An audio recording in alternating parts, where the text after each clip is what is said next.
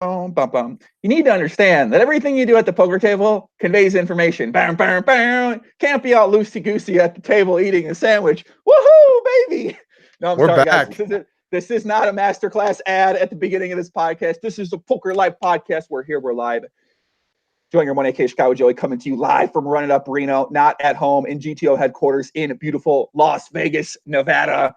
My name is Joey Gramone, AK Chicago Joey. I already said that. Joining me today on the podcast, guys, is a young gentleman who needs no introduction, but we're going to give him an introduction. He goes by many, many names. Debatably, one of the best heads-up no-one-home players in the entire world. Debatably, one of the best poker businessmen in the entire world. Debatably, a future fitness expert. Debatably, the supreme leader, Douglas K. Polk, aka Six Pack Polk, aka Sex God, aka the man, the myth, the legend, Mr. Hug Polk, aka Doug Polk, is back on the Poker Live podcast. Doug, what's up, brother? Looking good over there, baby, with those nice headphones, man. Damn. Thanks, like man. those. I wanted to look snazzy for the pod today. It's always. God. I was feeling it. I wanted to look good. No, but thanks for having me back on, Joey. It's been a hot minute since we did a pod. Always plenty to talk about. Always lots going on, and should be a good one. I got a lot of questions about your outfit today. So, Nolan Holmes, the way of life. Obviously, that's not true. But I think it might be, Joey, because if it's on a shirt, can it be wrong? That's true. You remember, if you put something on an infographic, if you put a quote on an infographic, it's always true, right? Of course. Man, you're looking good over there with those headphones, man. It's good to see you again, buddy. Nice to see you again. Miss chatting with you, and good to be back in the podcast grind, guys. We got a big podcast announcement coming up tomorrow. I am going to be having on the podcast Mr. ACR CEO Philip Nagy, someone I've made many videos about, talked much about. We're cleaning up this bot infestation, and we're going to be on the podcast. I don't know what's going to happen. The announcement's tomorrow. I'll talk about the day, talk about how it's going to happen. And yesterday we had on Nick Vertucci. That was a great podcast as well. Last week, Garrett Adelstein was on the podcast. That's a fan favorite. Next Monday, we got Alex Foxen, Mr. Number One GPI player. Alex Foxen, as well as Chance Corneth. And I'm not sure, one other person for a chip leader coaching week, but that's about it, man. Doug, what have you been doing with yourself, man? You posted the other day. You said you lost a lot of weight. You're in the best shape of your life. You look great, especially when I go back and I watch some other videos we've done in the past. Looking good, man. Looking slim down. What have you been up to? Yeah, well, that's actually been my number one focus over the last roughly year. I reached a point kind of maybe just about a year ago, April 2018, and I was absolute peak fatness. And what I realized was especially when you're doing content and you're constantly trying to put out videos and social media stuff and streams and traveling around for poker and all that, I realized I kind of let my health go kind of past me, and I was starting to get really just way too fat. And so I mean, straight up, you just calling a spade a spade. I was getting way too fat. So I basically was also feeling sort of burnt out from the content grind, burnt out from playing a lot of poker, all that kind of stuff. So I spent the last year really focusing on sort of just myself and my health and financial stuff and investing and all of that kind of thing. So I've just really been kind of getting my shit together, as a human being, which doesn't mean as much content. I know a lot of people have been kind of disappointed with that, but is what it is. And it's been going great, man. I've lost 40 pounds, a little bit over 40 pounds, I think, at this point. And things are starting to come together for me. I'm going to be doing a little vacationing, head to Europe in a few days here. That should be fun too. And just kind of being a human, man. Because when you're doing a lot of videos and you're really hardcore in the grind, before you know it, a year has gone by and you're run down. Yeah, you are really run down. And then so it's kind of nice to get some time away and then get back in the mix if you want to. And I've been enjoying it. Yeah, it seems like for a long time, and I've had this issue too, but I know, especially kind of seeing how you have been operating for the past few years, you go through a spurt where you have a solid month or two, hardcore workouts, diets on point, but then content grind would start up, something with Upswing would start up, something with crypto would start up, and then they would go back on the back burner. So you'd have these spurts of times, but you wouldn't be able to put together a bunch of months. Even I that's been my problem for years, is that diet's always been a third or fourth sort of focus for me, and everything else comes before that. And I think it's really hard to make these widespread changes to your diet and to your life and do something that's going to stick with you for the long term when you operate that sort of way. Yeah, actually, so the biggest thing for me was I stopped working out, and that's really where I started to have a lot of gains. Because what I found was for years I was like, you just got to work out all the time. And so like, and this is going to catch some people off guard, but through my entire poker career, I was nonstop working out, like lifting 3 to 4 times a week. And I thought like, you're supposed to be in really good shape because you're working out all the time. But what I realized was there are these things called calories, Joey. And I'd always heard of them, but I didn't know that they were actually a real thing. And so what I started doing was I stopped working out entirely. And I went for walks in the morning and I counted all my calories, and I made sure that I mainly just ate like meat, a little bit of vegetables, and a little bit of like some complex carbs, but mainly meat. So I stopped working out and just really just stuck to eating meat and counting my calories, and things started to click. And whenever I tried to work out again, I always just got into the spot where I was so hungry all the time. And so I really just had to say, look, my health's too important. I need to stop working out. And so I stopped working out, really focused on diet, and I've been having a lot of success with that. So I feel like the transformation isn't official until we get a shirtless photo. Every guy, girl posts a shirtless picture. So when do we expect the shirtless photo of Mr. Douglas K. Polk, the Supreme Leader, come into Instagram or Twitter anytime soon? I think we got another 10, 15 pounds to go before it's shirtless. Like Joey, like this is how bad it was. So for my height, if you reach 250 pounds, you're technically obese. Okay, technically, like by definition, obese. I hit 249.6. And I looked at that number and I was like, this has to be the peak. If we don't go down from here, we're going to be in a really bad spot. So I still got a little ways to go, and I'm by no, I see all these people that troll me. They're like, oh, now you're a health expert. I thought you were a crypto expert, but now you're a health expert. Wow, I didn't know fitness and cryptocurrency you were so good at. And like, yeah, all this like, yeah. But like, here's the thing, man. Like, I never claim to be an expert at anything other than poker. I just kind of give my opinion on what I think and try and help people. So I do think like I could help people lose weight by giving them good overall guidelines and stuff. But I am by no means any kind of expert. I just found my own thing that kind of works, Yeah, I don't think you ever claimed, but I think the misconception about you doing crypto videos, and we talked about this a lot, was that you never said you were a fucking expert about things, man. You said, I don't know, I'm learning still. I'm learning. This is the process for learning. And then people, obviously, you can't say that every video. So if they think you're making videos, they think that you're alleging to be some expert, which you were never alleging to be an expert when it came to cryptocurrency. Oh, absolutely. I even said that, like, I'm not an expert, like everything has risk, Right. Like I'm mainly here for the lulls. Like I'll say what I'm doing with my money to some extent, but like realize that like, I'm not an expert. And it's just people want to clown on you when you're changing industries and like moving around and stuff. But putting all that to the side, Joey, like honestly, like overall, I think I'm in like one of the happiest places of my life, as you might have noticed from #positivity on Twitter. No, but seriously, like I just felt so good lately. I'm not run down. I don't feel like I constantly have all this stuff I have to do. I don't have to put in long sessions. I don't have to like get this video out. I don't have to like force a video. Like if I want to make a video and make fun of something, I can do that. But it's not like, okay, it's Monday, make a video. Oh, it's Tuesday, make a video. It's Wednesday. I don't have to force that shit anymore. And it's kind of been like a breath of fresh air to just have like freedom again. It's weird. Like when I got into poker, I was like, wow, I have so much freedom to do what I want all the time, right? And then I kind of like over the last several years, I kind of lost that from like starting businesses and all the promotion stuff and all like the playing and marketing and everything like that. And it's starting to feel sort of more like it did before, where I can kind of set my day. Like today I had one item on my list: podcast with Joey, and I had it down for 3 p.m. Pacific time instead of 3 p.m. Eastern time. And so then someone's like, hey, like Doug, like what's going on with the podcast? I'm like, it's in 3 hours. And like, Joey just tweeted it's in 20 minutes. I'm like, what? And I check it. I'm like, oh shit, it's totally fine. I'm just on my computer over here, So it's like, like the flexibility and freedom is like, it's great. And I'm feeling really good. And after this trip, I'm going to be gone. I'm going to be traveling around for like a month and a half. I'm kind of hoping that by the time like I get back, I sort of know like where I want to refocus and like what I want my main kind of like where I want to spend my time and energy, because at the moment it's not clear. It hasn't been clear to me for a bit, but I'm kind of excited to take on whatever journey comes my way. Yeah, that's something we've been talking about for about a year, more than a year now. It's like, what's the potential content for you? Does that look like? We've kind of established it's probably not going to be poker, but what will it be? Will it be mainstream? Will it be comedy? Will it be a hybrid of that? Will it be something with crypto? Maybe now it could be something related to fitness or just overall something with helping out men, maybe politics. I mean, it's pretty much across the board, the options for you. It's all on the table. I'm not going to rule anything out. I wouldn't 100% rule out poker, but I would say it definitely does not look like that's where I would go. I do feel like in poker, I've kind of hit like the ceiling on all the things I want to do as far as playing goes. And then even on the content side, I kind of feel like I've hit everything I want to do.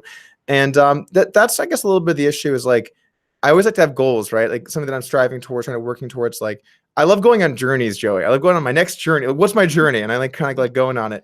And I don't feel like there's a new journey there for me in poker. I got an idea for a poker journey for you. What's the poker journey? Maybe you go on a journey to try to win a GPI award. Oh, so something extremely prestigious. Joey, I don't want to, here's the thing. I don't want to set goals that are unobtainable. You know, Okay.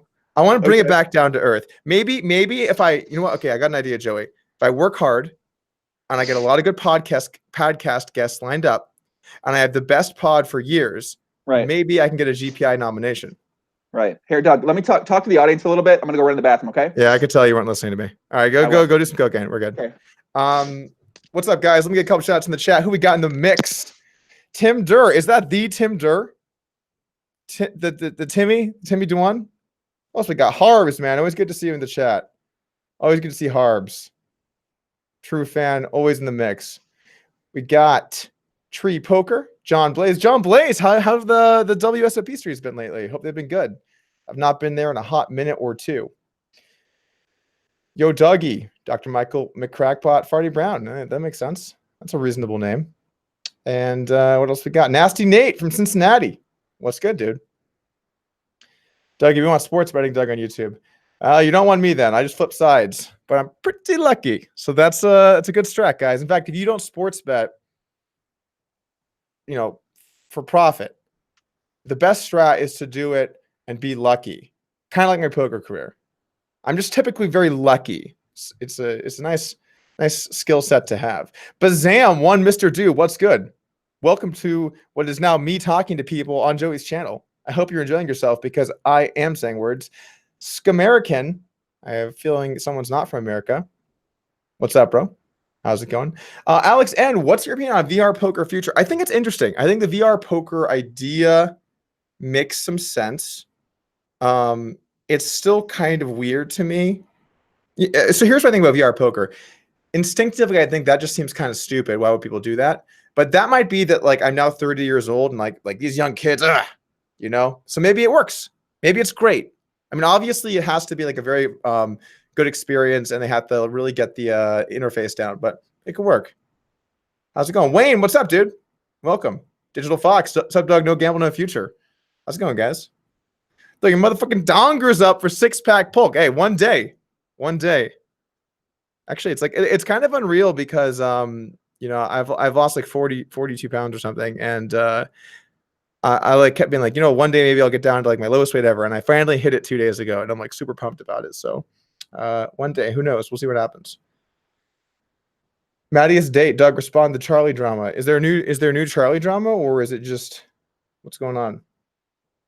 Nihao Advani, Doug, we need your Game of Thrones take. Why do you hate Game of Thrones? I don't like swords and mythical creatures. Kind of more of like a real life guy. That's my take on it. Okay, we ready? All right, we're back. Maybe you're back. I'm still here. Maybe I had to do cocaine. I don't know. No, I don't really. I wish I could go do some cocaine, but no cocaine. But I did. My nose did start bleeding for some reason, which doesn't relate to cocaine. But who fucking knows why that's bleeding? You know, Joey. Obviously, like people don't do cocaine, but if you're familiar with Twitch and YouTube chat, whenever someone has the sniffles and they leave, it's for cocaine. It's for cocaine. It has to be because it's the internet. If I was gonna do cocaine, I would just do it on the podcast. I wouldn't actually go off the podcast. So, are you allowed to do cocaine on the podcast? I don't know. You're allowed to smoke weed, so why wouldn't you be allowed to do cocaine? Weed's legal. That's a good point. Well, we were talking about goal setting, having a journey. The GPI awards was in there, and you were having a thought on the prestigious GPI awards. Right, the very prestigious awards. So Joey, I have to say, did it hurt a little bit to see that the Joey podcast was not on the most prestigious poker award nomination list? Doug, that was a highway fucking robbery, buddy. Okay, listen, the amount of disrespect shown by anyone involved with the GPI by not putting my podcast on the best podcast award was one of the most disrespectful things I've ever seen in the entire poker industry. And yes, even though I was nominated for Blogger of the Year with you, congratulations to us both. You were nominated for Vlogger? Yes, we were both nominated for Vlogger of the Year, correct. Oh, nice. Did we win? No, we did not win. Andrew Oh, Nemi won. fuck. I really wanted to win that one. Correct. A very deserving award winner himself, Andrew Nemi. But yeah, the level of disrespect, the highway robbery, the farce that was, that I just could not stand by. I could not go, especially after last year, after they gave you the dicking around when they nominated you for some awards that you probably should have won at least one, just very disrespectful to you. And then this year they hit it back with the boom, boom, disrespectful to me. You know what I'm saying, bro? Like, I can't, like, you know, I accept a lot of things. I support a lot of things. People say things to me. I don't really say a lot of things back. You know, people, a lot of stuff happens. But when it comes to something like that, that's straight up fucking disrespectful, bro. So couldn't get behind that, man. Couldn't get behind that. It's tough, man, because like the whole process is just a bunch of nonsense, and like the categories are nonsense, and it's just like everyone's like circle jerking each other, and it's like, oh no, you're great. Oh no, you're great. Oh, we're all so great. It's just basically what's going on, and it's like, if you're not in the crew, if you're not like, you know, if you're not doing the things you need to do to be a part of it, you're not in the crew, and there's like an insiders club sort of with that, and yeah, you're not in there. Well, the thing is, they tried to bring me in a couple years ago when they gave me that award and they put me on the jury, but I don't know if I necessarily lived up to expectations in terms of what I would say or what I would do or anything, or what I would, stuff like that. So I feel like, you know, maybe there's a little bit of I don't know what the word I might be looking for is here, but a little bit of something. But obviously the people involved, you know, they see each other a lot more than I see them or you see them too. So it's only going to be natural that the people who have relationships and see each other already, they're going to go support each other. It just kind of makes sense. It's like, if we're doing an award, I'm sure that you'd be nominated for some sort of category, right? But yeah, if they do it, you know what I'm saying? So it kind of makes sense. I can understand where things are I mean, here's the thing, like there's no way any, like, I don't deserve an award for what I did last year because I didn't do that much stuff. It's just like, you know, when I look at 2 years ago or whatever, like clearly like what I did was like ridiculously impressive in terms of like poker content. Still small in the space of the world, but like, you know, on YouTube, I still have more like views than Dean Eggs, Brad Owen, and Nemi put together, right? Like, I mean, like I've done like some serious, really impressive stuff on YouTube. Not to take away from those guys. A lot of them have good content that people enjoys, but you know, like just to get showered like that, it's just like, it's just an insiders club, man. It's just kind of the way that it is. Yeah, I mean, I definitely don't think you really play along with some of the things, or you don't fake the relationships like other people do in the poker industry. And obviously this happens in other industries as well too, but there's certainly a lot of that going on in poker world. And you know, it's just kind of how things work. Sometimes you got to play the game. I think some people play the game a lot more obvious to the public than other people do, and I don't think it's a bad strategy. I don't think it's a bad approach. That's how people have to make a living oftentimes too, so I can understand that. But Doug, I do think there was one category, and actually when my award show go later this year, there's a category you're going to be on there for, which is best billboard purchased by a poker player in 2018. So there is a potential for you to win an award in terms of the More Rake is Better World Series of Poker 2018 billboard. I'm interested to see all the nominations there. I could see it being good. I'm sure there's some good ones. Yeah, I don't really know who else will be nominated for that one, buddy. But yeah, it's guys, if you're wondering where I'm at, I'm up at Run It Up Reno right now for Jason Somerville's event here. I'm in the hotel room right now. We got the beautiful mountains out here. Doug's in the studios, back at home in Las Vegas, about to go on a worldwide trip. Doug, where you gonna head to, man? Where are you going for a month and a half? I'm going all over the place, man. Just doing some Europe stuff. I got some family I'm going to go see, going to England, going to Scotland, going to France, going to Italy, just doing all some of the classics, you know. Caitlin hasn't been to some of those places, and so I wanted to take her to go see them, and we're gonna go all over the place. Have you been off related? I just came to my mind. Have you been paying too much attention to what exactly is going on in the poker world recently at all? Or are you just kind of focused on your diet, fitness, and where you're gonna be traveling to? No, I've been like every day or two I stop by, I check in, see what's going on. I'm privy to some of the more recent stuff that's been happening. Yeah, I would say like I would say I'm like super on point with it, but like I know the general ideas for some of the things that have been happening. So recently you were very upset about a subject on Twitter, Doug. We're going to talk about this. So you were, why did you change your name to Hug Polk exactly? Was there a specific reason or behind this? I just think the funniest thing to me, Joey, is when people are like, I'm super positive, and these negative people are so negative, and I'm positive. I'm about good vibes and positivity. I'm positive. I'm really positive. And I keep saying this, eventually it becomes true because I'm positive. And it's just like, it's just so fake. And there's so many goddamn people in poker like that. And it's just like, like guys, like that's not real life. Like people have good days, they have bad days. Sometimes you gotta call a spade a spade. Sometimes you gotta be realistic. Like you can't just like sit there and like that's you now. It's not you. That's like just fake bullshit. And I just like get so rattled by that. It's like, what's wrong with these people? And when they're like, oh, I love how positive that guy, he's such a great influence and he's just so positive and like he's just great because like he never has any negative thoughts and he only talks about being great. And then those same positive people say super negative shit, but they try and frame it in a way that's like all positive. It's just such fake fucking bullshit. And this is like part of the problem with these goddamn vanilla pros trying to sign up for the next rakeback contract and selling their stupid ass fucking package at 1.6. Suck my dick. You guys are fake, and that's not how the world works. Wow. Okay. First of all, let's unpack this for a second. Okay, let's unpack that, Joey. Why don't you start unpacking it? Okay. So why are you so upset about this? I mean, like, I'm not upset. I just feel passionate. It's different.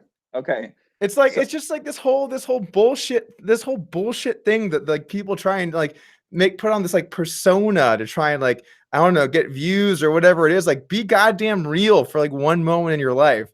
And you know what's funny about all the positive people? They all have moments of significant negativity, but it's always justified in those times. They're positive, and when they're negative, they're not being negative. They're positive, but they need to do it this time. Okay, makes sense. So do you not think having a very positive or trying to be positive on a consistent basis or trying to spread that message is good? You think a mixed strategy of positivity with some bang bangs? Let me give you a great example, Joey. Okay, go ahead. Do you remember a podcast that you did with Mr. Alex Torelli? Do you remember that? Who? Alex Torelli. I don't know that. You got a nickname for this guy? You did a podcast and he was trying to be super upbeat and positive the whole time. Let me back up for a second. You were so rattled. Back you up were 1 second. so rattled. Do you have a nickname? I don't know what you're talking about, Doug. Do you have a nickname for this guy? Oh, AA. AA, Angle and Alex Shirley. I know that guy. Yeah, we did a show together on Live at the Bike Show. Of course I know Angle and Alex AA. You know exactly what I'm talking about. What happened? Why don't you tell the good people of YouTube here what happened on that podcast? Bro, he wouldn't admit that you guys weren't lying about your editing. That's why I got pissed off. You guys didn't lie about the editing. The editing you guys did was a truthful thing. So he I don't know, it was something about that. He called you guys a liar. He wouldn't apologize for it. So I was just a little upset about that. So it was mainly more to do with you and Thomas, I feel like. But he was trying really strongly to make a solid connection with me. So maybe that's his approach. You know, it is what it is. I'm not paying much attention. I got no ill will, no hard feelings for AA, Mr. Angle and Alec. And honestly, Doug, anytime I see someone with chips in the back of their chip stack at the table, I say, yo, whoa, let's not, you know what I'm saying? So it actually, maybe it shined a positive light on the poker world as a whole in the long run. I like that. And that's not to say that like you can't be positive about things. I think it's great to be positive about things and look on the bright side. But like, you know, you can't just look at a half empty glass of water, half full glass of water and say it's always half full. Sometimes you got to talk about the fact that half the glass is missing, you know? Sometimes that's life. Sometimes you got to talk about those things. And I guess like you know, I was going to say that I feel like I'm far enough removed where I can say what I want now, but I've kind of been just saying what I wanted the whole time. So that would be sort of a lie. But like, I don't have to play the game. I don't have to get signed by anyone. I don't have to be sponsored by anyone. I think that like my like business endeavors within poker are sort of finished here. Not even planning on really playing poker. So like, you know, I have no agenda. My only agenda here is just to say what I think and try and do the right thing for the community and say what I think is important. And I just see so much of this fake nonsense. It just cracks me up, man.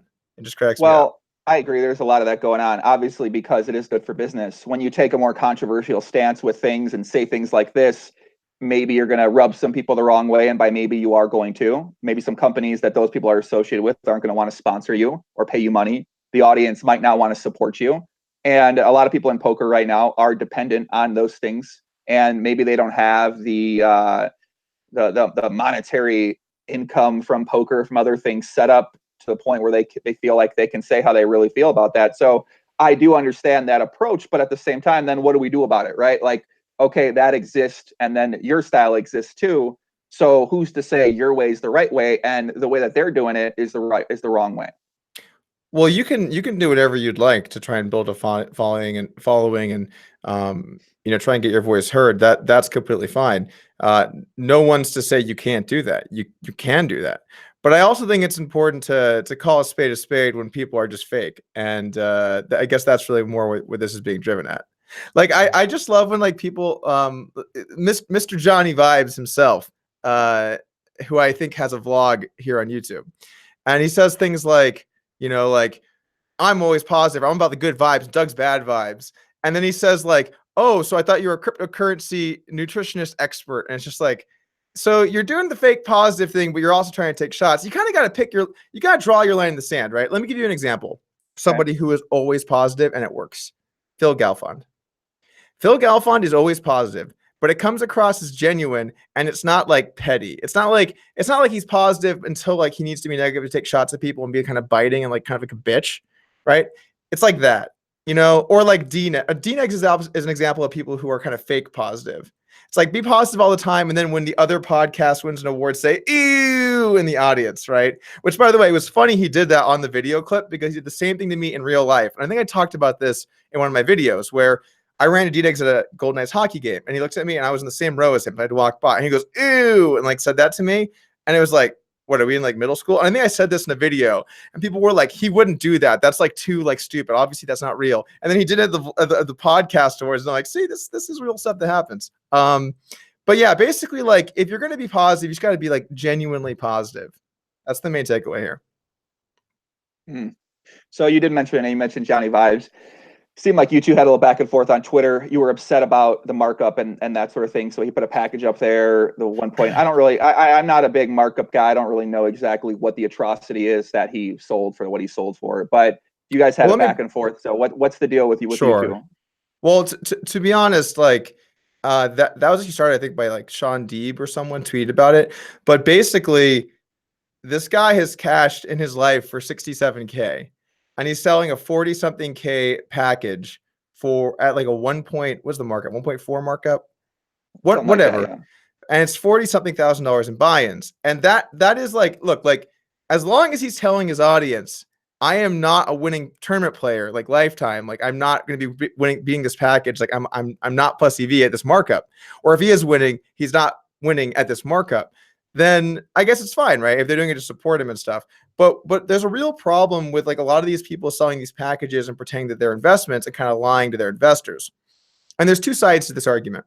There's the free market side, which I can respect. And then there's the like, this is unethical side, which I kind of lean more towards too. Here's the thing. If you want to sell action for your tournament, you are legally allowed to sell at whatever markup you want. I could say I'm going to play a tournament and I'm going to sell it at 10x markup. And if I can get buyers, that's completely legal. Nothing wrong has happened here. But there's a difference between legal and ethical. And my approach has always been with my following to like not try and exploit them for gain. Like if I'm selling them something, I want it to be something that's valuable to them. I want it to be something that's actually going to help them or make them money or be like an opportunity for a profitable return for them. I don't scam my followers. I don't like offer them shit just to make money off of them. If you're okay doing that, that's fine, as long as you're all right with the ethics of that. And I think it's unethical. So I guess I'm trying to highlight that, and especially a lot of the people that watch these vlogs, it tends to be a more casual audience. And I think that a lot of them might not realize quite fully the fact that this is not an investment. This is something you're doing for fun. And I think that it's important for us to have a discussion as a community about that, because it helps protect people from making uninformed decisions that they think are making them money. So I believe words like scamming was used and that sort of thing. So you think what he's doing is some sort of scam? Because it doesn't seem like a scam to me. It seems like the markup might be a little high, but to say he's a scammer because of that, do you think that might be a little bit extreme? Well, it depends on the way you want to use it. If you're selling something and upselling yourself, it depends the way he does it, right? Like you can sell it at 1.4, and I'm gonna be honest, I've not watched any of his vlogs, so I don't know what he's saying to his audience. I don't know how honest he's being. But if he's saying like, look, guys, like I'm doing this to make money. I'm probably not profitable at this markup, or I may not be profitable at this markup, but this is the price. And if you want a piece, you have to pay that. That's not a scam. It's clearly not a scam. He's being honest. So, it's still like kind of like gray area to me. I wouldn't do that, but it's straightforward. And like, I think that's an acceptable way to fleece your following for money. Okay. But if he's saying, this could really make you a lot of money because I'm like good at poker and like I'm going to do well in these things. This is my package and it's a good deal. then that is a scam because you're lying to your following. So I know that it's a thin line, right? But I think it's an important one. It's like, what are the ethics? What are your ethics in terms of actually taking money from your following or your fans or the people that respect you? What's your line on that?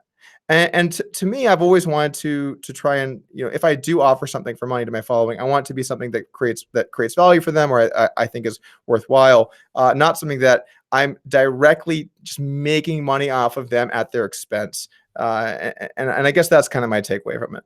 Mm. Yeah, I don't think the package really said anything about it being this glamorous investment. It's not Bitcoin circa 2018 in February where it's going to go up 70 million%, kind of how it was, and it's going to come fucking crashing back down. And then Doug's going to stop making YouTube videos. No entire cryptocurrency people are going to stop tweeting about it, and then they're going to take out the Bitcoin address from their Twitter profiles. Doug, it's not quite like that, I don't believe. All right. I think it's a little bit different than that, man. I mean, people have been selling these packages for a while. Like if it's 1.3, it's fine, but 1.4 is out of line. You know what I'm saying? Like there's big differences there. So okay. So it sounds similar, right? Because it's just a decimal and just like 0.1. What's the big deal? Well, let's just think about it like this, right? Let's say you played a 10-person tournament, otherwise known as a sit and go. Joey, I'm sure you're very familiar with this format. And you play a 10-person sit and go, and you think about the EV at everyone, right? Well, there's rake. And let's say that the rake is high, 5 or 10%. And in a lot of tournaments, it's 10%. So if you have 10 people and they play a 10-man sit and go, all 10 are 0.9 return on average. Some will be higher, some will be lower. If you're at 0.95, you're an above average player, still losing. If you're at 1.0, you've got to be top 2 or 3 in the field, you're breaking even. So those decimal points, they matter a lot. They sound similar, 1.2, 1.3, 1.1, 1.4, whatever. It's like a decimal, but it's important. It's a very important difference. It's 10% difference in return, which matters a lot, particularly when you think about rake. So, when you look at a package like this, and by the way, the package doesn't even say what tournaments he's going to play, I think, which is also sketchy, but that's a bit of a different story. And you look at his results and the lifetime results, the guy's cash for 67K. This guy is a noob when it comes to tournaments. Maybe he's a super sick 2-5 player, because I'm sure there are lots of those out there. But when it comes to tournaments, he's a noob. And he's a noob selling a 40-something K package with 67K lifetime cashes. And you have to wonder, you have to ask yourself, like, is it likely he's winning at 1.4? And the answer is no. Now, maybe he's an absolute sicko at tournaments. Again, I don't know. But more likely he's not, and this is a bad deal for his followers, and I do think it's important to have that conversation. Well, we are having the conversation. And I guess, kind of his argument would be that using words like this from yourself as a very influential person in the community, maybe that's out of line or irresponsible. I believe that would be his case. What's irresponsible? Using words to say that he's a scammer or that he's being unethical about this. But I do think he's being unethical about this. So what I mean, that's it. Then we have the opinions, Joey. Okay, right? you know what? One thing. Let me tell you what really grinds my gears, Joey. Let me tell you about what really grinds my gears. Okay. I've had so many people when they do something shisty. Okay, use the word shisty. Okay. And then like I talk to them, I message them like, "Hey, what's going on with this?" And they say, "I would really appreciate if you don't do a video on this because, it's just I would rather not have to deal with that." It's like, oh, you don't say. You're gonna do something shisty, and then you'd rather not deal with what the public has to say about it because you're making shisty maneuvers. And I get so many messages like that. I get so many people where like I do a video and like yeah, you better take the video down because like otherwise like we're taking you to court. And I'm like, and I always say this, Joey. It's the funniest thing. I'm like, whenever I get that message, I'm like, oh shit, okay, I guess I'll see you in court. Your mind's made up. And they're like, we'll just take it down and we won't go to court. And I'm like, oh, it's all right. We'll just go to court. I'll see you there. Not been invited to court yet, Joey. Still not happened. And so this is the thing. Like, yeah, I understand that when you have a loud voice in the community, you do have a responsibility to not say things that are particularly egregious against other people. But you do also have some responsibility, in my opinion, to point out things that are unacceptable. And so like when people expect this from me, like it's my job to make sure that people look at them correctly, even though they're doing like, that's not my fucking job. My job is to talk about what's happening in poker and highlight what my opinions are on it and what I think is correct. My job is not to protect everyone's fucking goddamn emotions and make sure everyone feels good. Like that's not my job. That's not what I'm doing. Mm. The court of someone to the court of Judge Joey. The Judge Joey's here in Doug Polk's side right now. I've heard a little bit of Johnnie Vibes' side as well too. So I guess I'm just not familiar enough with markup. I mean, listen, Doug, I feel like a fucking idiot, buddy. Listen, I got these followers out there. I think they would stake me for any tournament in the entire world. I've been selling at 1.0 for PLO. Sure. I don't play many PLO tournaments, but imagine my surprise when I realized I could be getting 1.4 for these motherfuckers, Doug. I saw that triggered me a little bit. That's Joey, crazy. If you could, well, you're gonna have to ask yourself, like, if you think you can make money off your following at their expense, should you do it or not? And if the answer is of course, Doug. First then of all, Doug, just got a blast, bro. I've played 6 World Series poker PLO tournaments. I've cashed 3. To say that I'm not going to be GTO in a PLO tournament, that's fucking preposterous, buddy. I should be probably selling at 2.5 to be honest with you. I think 1.4 is a steal. Would you say that MTTs are a way of life? I fucking hate them so much. I'm gonna be honest with you. I hate playing tournaments. It doesn't make sense. Do you remember, Joey? There was a podcast we did. It was back in like 14 or something. And I talked about how stupid tournaments are and how easy they are and how anyone who plays them sucks. And I had not played any tournaments yet. I think I had played like no tournaments in my life. I do. And then I was like, you're wearing no shirt during this one, correct? I was wearing no shirt. Okay, and Joey, from that point, I was like, after that podcast, I was like, damn, like they really are for total noobs. Like I could just go in here and make millions of dollars. And I went into those tournaments and they were like softer than I anticipated. They were even softer. And like I knew that everyone who was playing them was just stone dolt. And it was even easier than that. And I just won like a ton of shit because they were that easy. I also am lucky. It's a good skill set. But they're just full of donks. So there's no doubt in my mind that you, a master of the PLO cash game table. Great game. No, hold on. Could funnel that talent, that ability, that raw, that pure poker ability and channel that into the most popular game type in the world, which is no limit tournaments. Hate it or love it or hate it. That's the truth. And you could be selling at 1.4 before you know it, my friend. That could be you selling at 1.4. Doesn't it look sweet? Let me get this straight. I could sell for a $10,000 buy-in at 1.4 and make $4,000. Boom. Well, no, wait, you have to actually have some equity, or you're just going to sell the whole thing? Well, I don't know. I'm not sure how it works. I'm learning right now. Like, I'm asking the question. Is that how it works? Do you think people do things like that? So typically you're supposed to have a good, at least a reasonable portion of yourself in these tournaments, or else it's okay. Yeah. That makes sense. Yeah. Doug, I've been thinking about this a lot, man. Can you imagine how many of these people are overselling for things?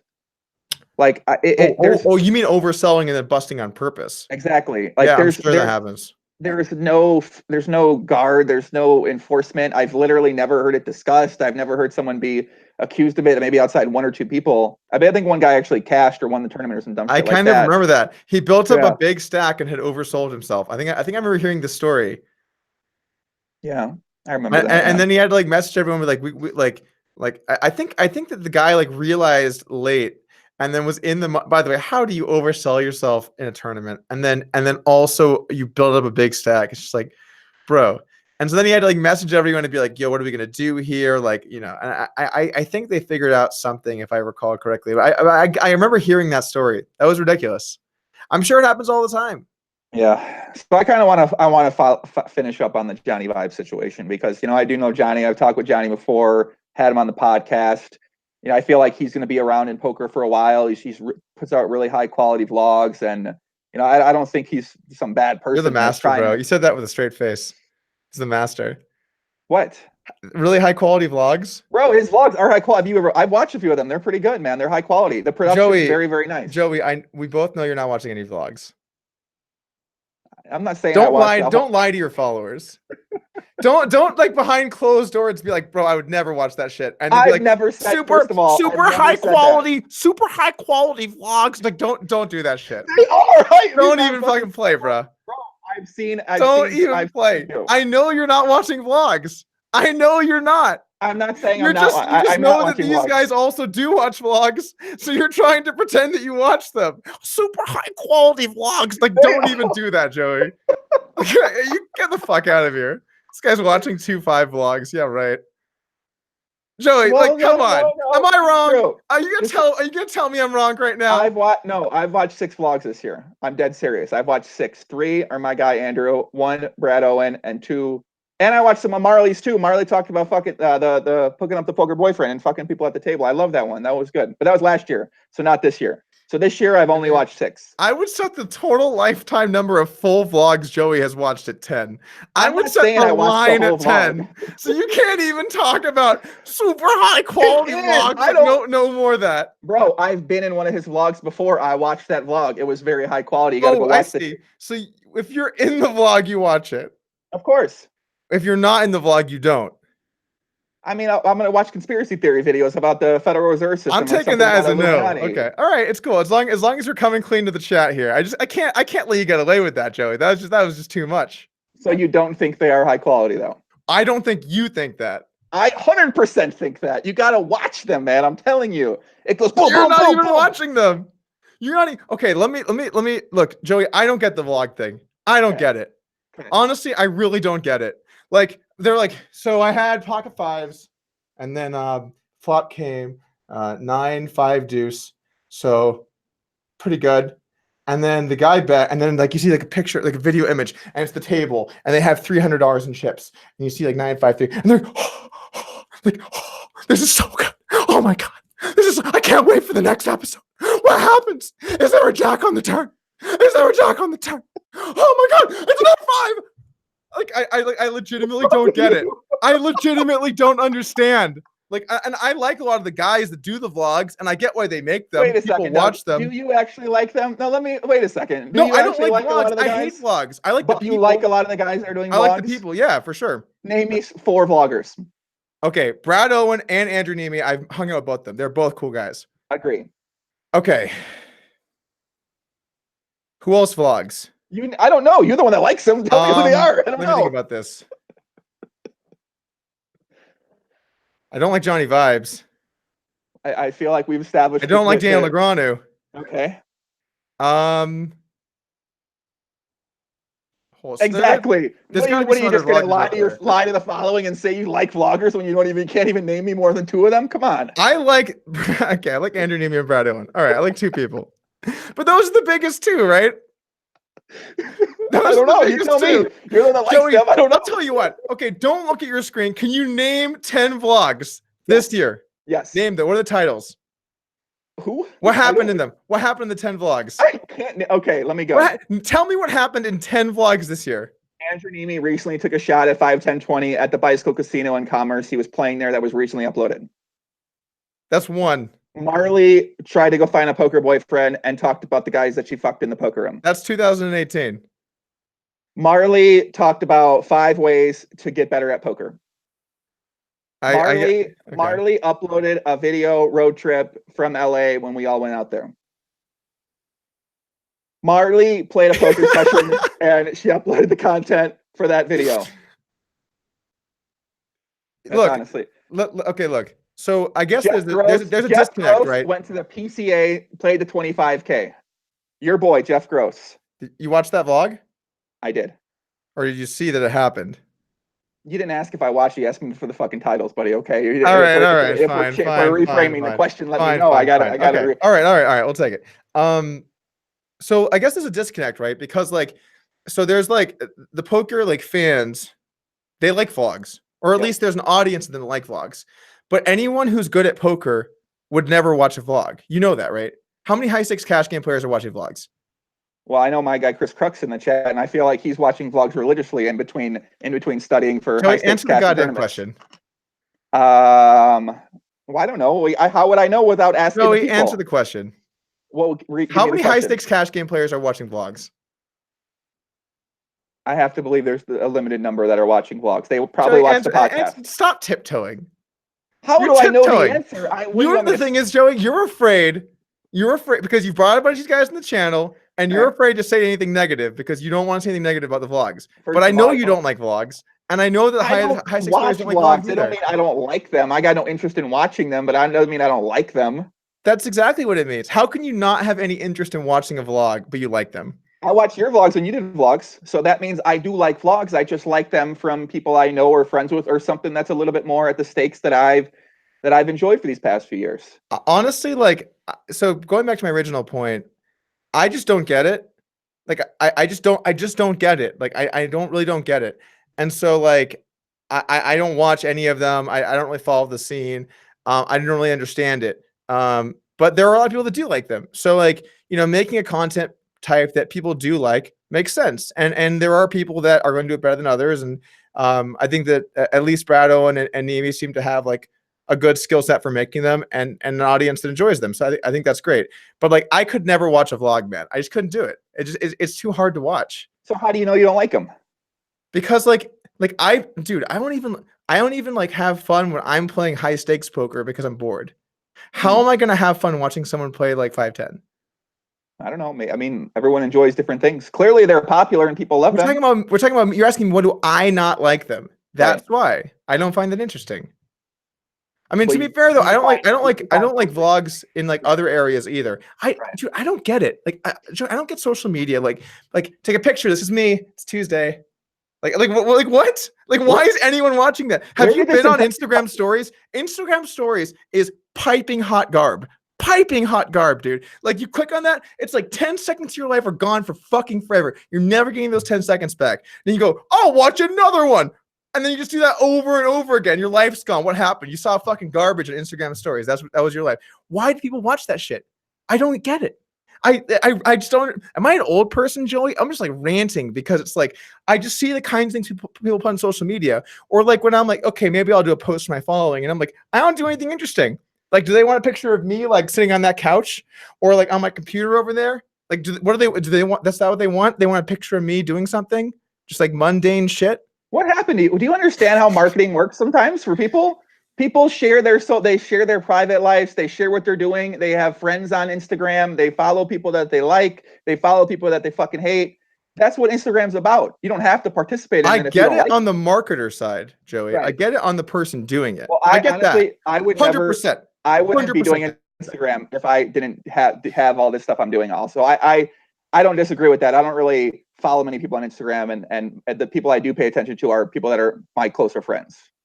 Yeah, like Joey, just to be very clear, like the guy's making the content. I totally get that.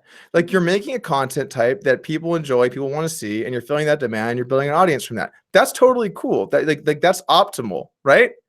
That's the best play. Like, if you're trying to build an audience. Mm-hmm. I get it from their perspective. I'm talking about the guys who just like, oh my God, I can't wait to see they had pocket jacks.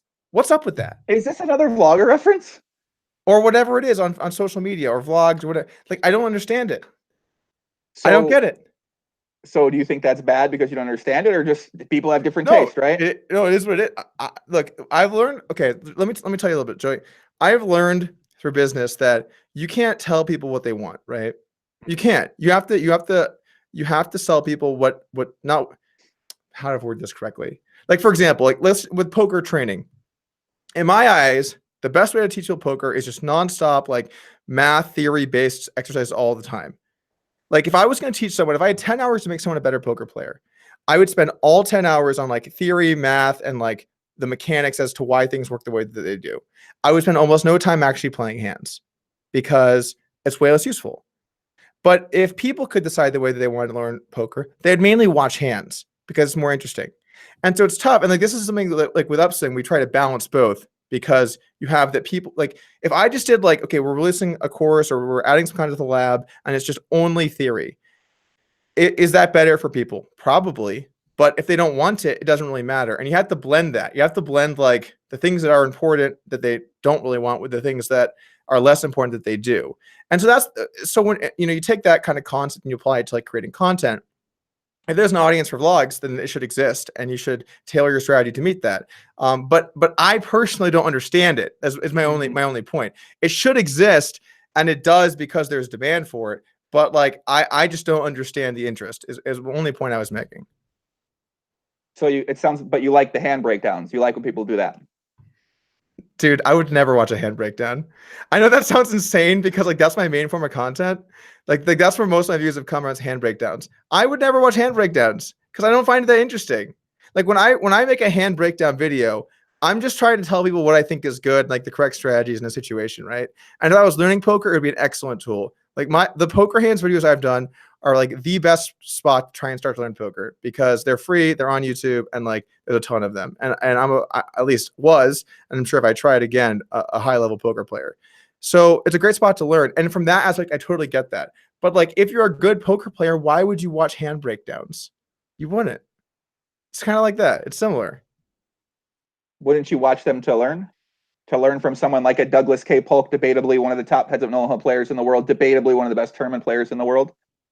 If I was trying to learn, for sure, that's a great spot to learn, but not as someone already playing higher stakes. You're not going to watch that shit. You're just not. And it's Didn't a just lot of a high different stakes players interest. watch your videos though? I know a lot of people are big fans of your videos who play high stakes, very successful, long time poker players. Yeah, but they're not fun. They're not fans of the hand breakdown. They're fans of the lull videos. They're Like fans of when you say things about vloggers like you can't understand vlogs and why the fuck are these things so popular and you can't believe it and it's a disgrace to poker that these guys are so popular and we put the vloggers on a pedestal instead of putting these successful, hardworking poker players who dedicated their entire lives to the craft and art of the game that we've come to know and love for many, many, many years. You're saying they like when you say things like that. Is that what you're saying? Joey, that was your real opinion, and you let it slip. And that's what this whole time we've been on this topic, I was trying to get to. Like that's Joey's real actual opinion. Bro, listen, it was just layers. We had to peel back all the layers until we got down to the very core, and he let it slip because he just couldn't hang on any longer. And so next time you're talking about high quality vlogs, I want you to remember that. Both can be true. Doug, listen, I'm gonna be let me get into it for a second, okay? All right. When I started playing poker, Doug, okay, the goal of poker, and things change. Everybody's different. I understand that. So I'm not like married to this thing. But and also that was stating your opinion technically too. But yes, I do miss the days when the respect went to and the admiration of people that aspired to be a great poker player, because that's the way I started out. But I understand not everybody's like me. Not everybody looks at the high stakes guys and goes, I want to be like those guys. I want to get to the high stakes. I want to master this game. I want to become one of the best players. I want to become one of the top players. Not everybody's like that. That's unrealistic for many people out there. It's too hard. They don't have enough time. They like other things in their life. They don't want to do that. So that's not what they desire. And I imagine that the large majority of people that play poker fall into that category. That's not what they're after. They're looking to make a little money, be a winning player, have some fun, whatever. So they're going to gravitate towards people who they can relate to more, which are going to be people playing 2-5, 5-10 at the local casino, not someone playing 5,100 online or having $1 million swings. So they're going to relate to someone like that. They're going to gravitate to them. They're going to like them. Yeah, it's different. I can understand that. I can understand why the people like that are very popular, because I think they're doing some great work. But I do wish that there was more attention paid to the great players as well too, because I feel like for whatever reason that hasn't been the case in a bunch of years. And I think it's a combination of media. I think it's a combination of players not wanting to put themselves out there as much as they have in the past. I think it's a combination of even me not necessarily helping to promote certain players like that, which I did in the past, and then it sort of gravitated towards other names. So yeah. I think there's a bunch of different reasons why that's not the case. There is, and you like highlight something there that I think is very true, which is when I think back to when we were coming up in the game, and I think about today, kind of like what people idolized is different. Like, you know, when we were coming up, it was like, I want to play really high stakes one day. I want to have made millions of dollars one day. I want to be one of the peak sickos. And now it's like, I really like X vlogger who might be making like 20K a year, 50K a year, 100K a year. Not terrible money by any stretch, but like not that's like, if when I started poker, they said, if you crush it one day, you'll be making 100K a year and you'll have an audience of people. I wouldn't do it. I wouldn't have gotten into it. It's too low of a ceiling. And so what like we idolize has changed. It's like, it's become more about like these people that are making money from more like things that aren't related to playing the game rather than just straight up fucking playing the game. I did not get into poker because I liked what's happening in the community. I did not get into poker because I wanted people to hear what I had to say. I didn't even have social fucking media until like 2013 or something. You know, like I didn't do any of that shit. I got into poker because I wanted to win. I got into poker because I love strategy. I love the idea of like man on man, outwitting each other, who's got what it takes to be a champion. I love that shit. I didn't love fucking vlogs. I didn't love playing 2-5 at my local casino. I didn't love an Instagram story where I'm shuffling chips. I didn't love any of that bullshit. That's what's become now. It wasn't like that. It was about being great. And there's a bunch of reasons why. You mentioned some of them. Part of it is just like the guys that are there now. Well, first off, if you're playing that high, it's really hard for it to make sense financially to promote yourself. The only reason I did it was because I also launched a company, right? If I didn't launch Upswing, 0% chance I would have done any marketing because it wouldn't be worth it. Like, there's no value there. Because I did launch a company, it made sense to try and promote and market it. But that's the only reason someone like me, who was an actual high stakes player, moved over. There's no reason for other guys. You give away information. That's scary. What if people get reads on you? You're never going to build a huge following because it's poker. Like, there's a bunch of reasons why it's not valuable. And then meanwhile, your information is extremely valuable. Your talents are extremely valuable. So there's not really reason for them to move over. And so what we're left with is this sort of middling area where it's like people who are like winning at poker, but like not great. They're incentivized to build audiences, try and capitalize and monetize, which is fine. But that's kind of the way that it's gone. That's kind of the way that it's shifted. And then you've also seen this, like, you know, hate on pros thing, like fuck the pros movement, where it's like more rake. We need less games are invited to, private games in public casinos, like fuck those guys, like fuck the pro, like that whole idea of just like fuck those guys. You know, that's kind of more prevalent nowadays too. And so companies aren't looking, look, Stars isn't looking to sponsor good high stakes players. They're not. They're looking to sponsor who's the next guy who has, like, you know, an audience streaming. They're not looking for that. So we've seen kind of the whole economy change. It's moved over from let's glamorize the actual success of the game, the good players, and it's moved over to no, we don't want to glamorize the good players. We don't want to glamorize winning, because poker's not about winning. It's about having a good time and joking around. Like, that's what they're trying to make poker. That's not what poker is. Poker's about winning. It is. That's what it's simple. Poker is about going up against opponents and trying to win. That's the game. That's the game to you. That's the game. That's not the game to everyone, though. If you're at the poker table and you're not trying to win, what the fuck are you doing there? That's a great game to be in. I like playing with people like that sometimes, man. It's a good game to be in. Right. But, you know, like, that's the point of the game. If you want to just hang out and drink, hang out and drink. That's fine. Or if you want to hang out and gamble, hang out and just like gamble on something that's not skill based. Flip coins. Just flip on baseball games. Flip on playoff games. Watch. So what do you think can be done about this? Because it's only going in this direction that you're talking about. You don't like. Then it's only going farther and farther down that road. All this propaganda about against winning players, about regulars, more rake. You have the pros promoting sites that are having uncapped rake at certain things. The bot problem as well. Like the private game thing. That's another thing too. It's only going more and more down that direction. And without people to speak up on a consistent basis on things like this, or on a poker site having bots in their entire ecosystem at cash games tournaments, sit and goes everywhere, without people being a fucking psychopath and constantly talking about this stuff, which, as we've talked about at the beginning, most people aren't doing that because they're positive. They're trying to get sponsorships with these companies. They're trying to make money. So if there's someone not like yourself or myself to speak up about this stuff, then it's only going to get worse and worse. And from your perspective, how does that make you feel? Because you're kind of the big voice about speaking out on things like this. Well, it's tough because I don't know what can be done with specifically online poker. Like, okay, so live poker, I think, is going to be soft for forever because you have to show up at the casino and then people in the encompassing area are going to play. So I think live poker has a healthy future ahead if you're into that. Online poker is a bit scary because bots will get better and better. They will get better and better at circumventing the bot protection stuff. And there will be more and more where it's essentially like a person just controlling a bot. Like, there's a person in the computer doing stuff, but the bot's telling them all what to do.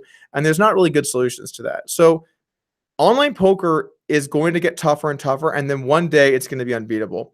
The exception may be tournaments, because tournaments are so fluid and there's so much going on, so much to think about. But like online cash games, like, yeah, it's scary out there, and you should be afraid of bots.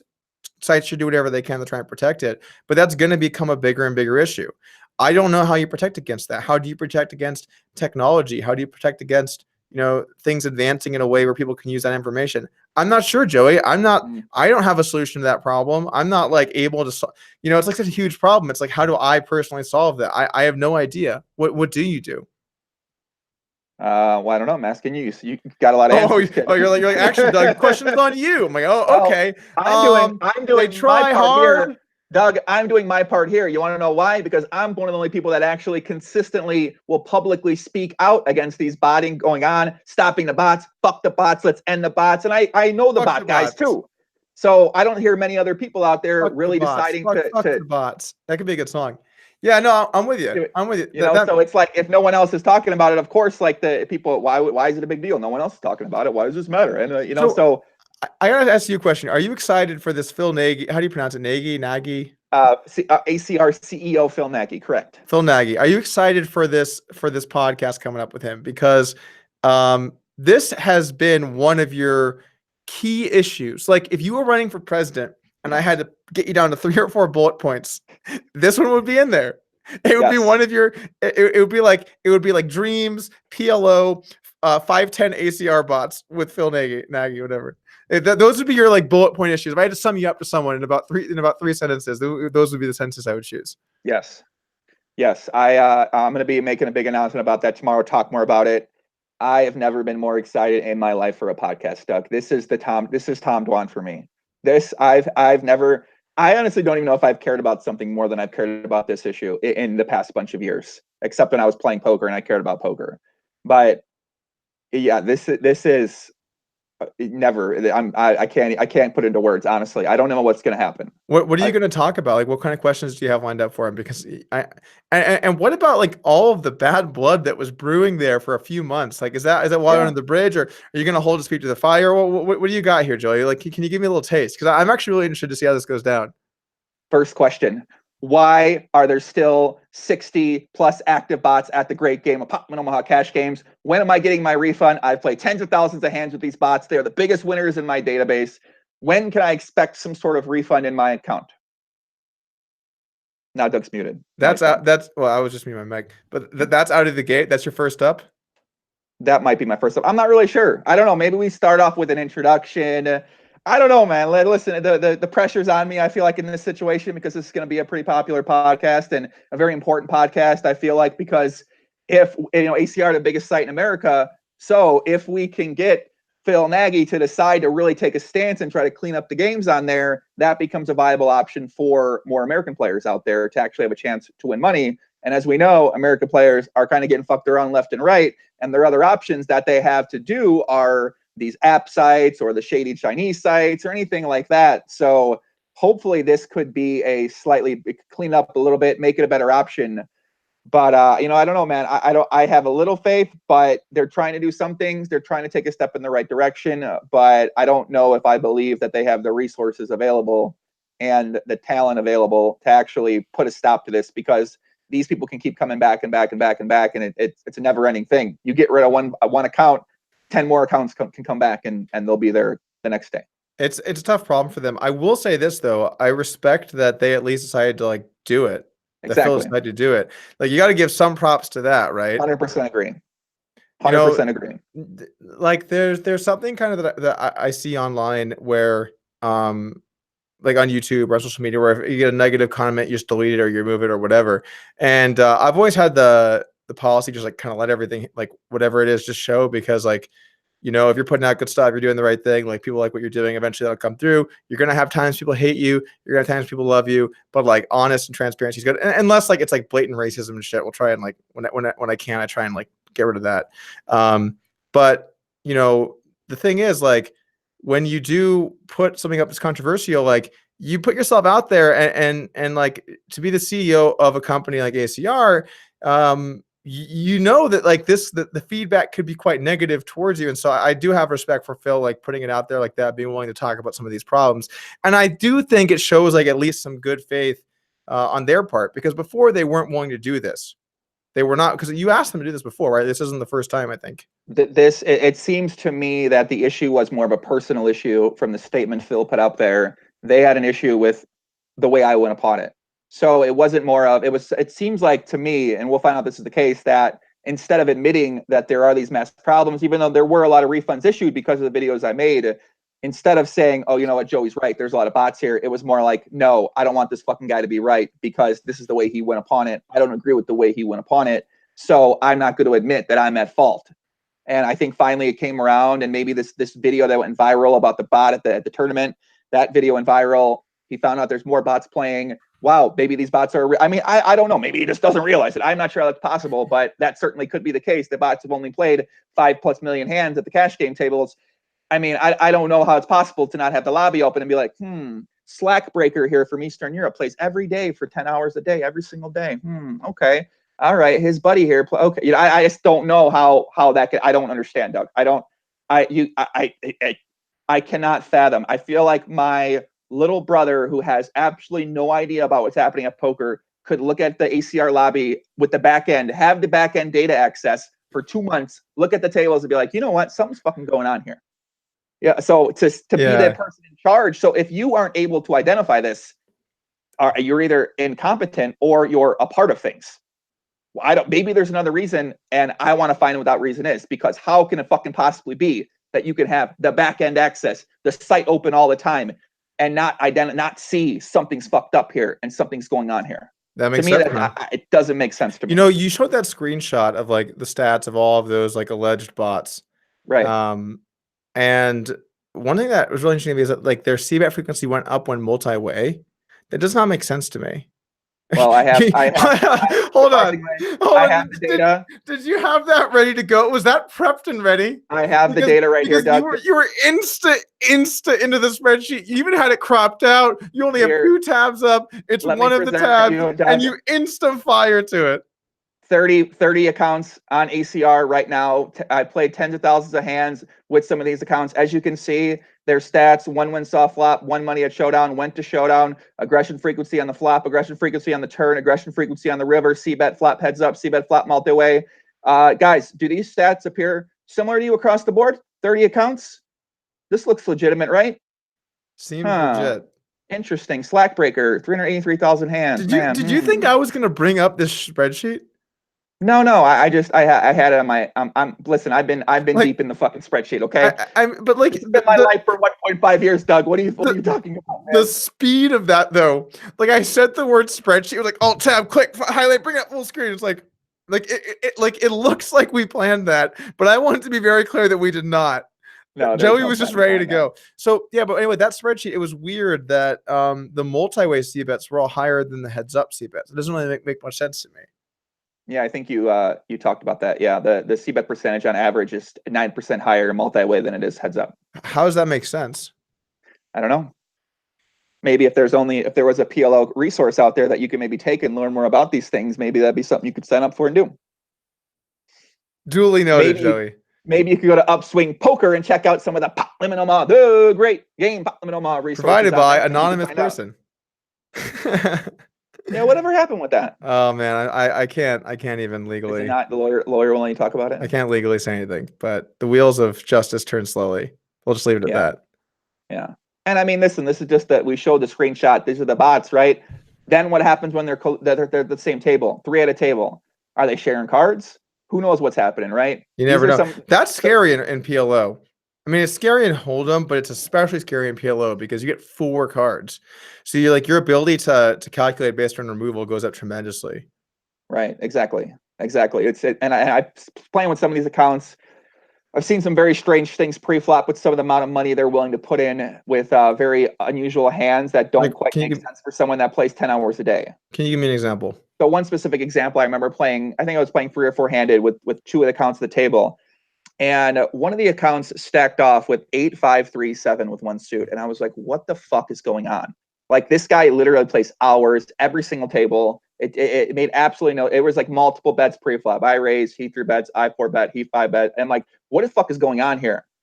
And that I was like, this, and anytime I see something incredibly strange, it just made absolutely no sense. This is a very tight player. This just, and I was like, why would he possibly do that? He did win the hand too. And I was like, why would he possibly do that? This doesn't make that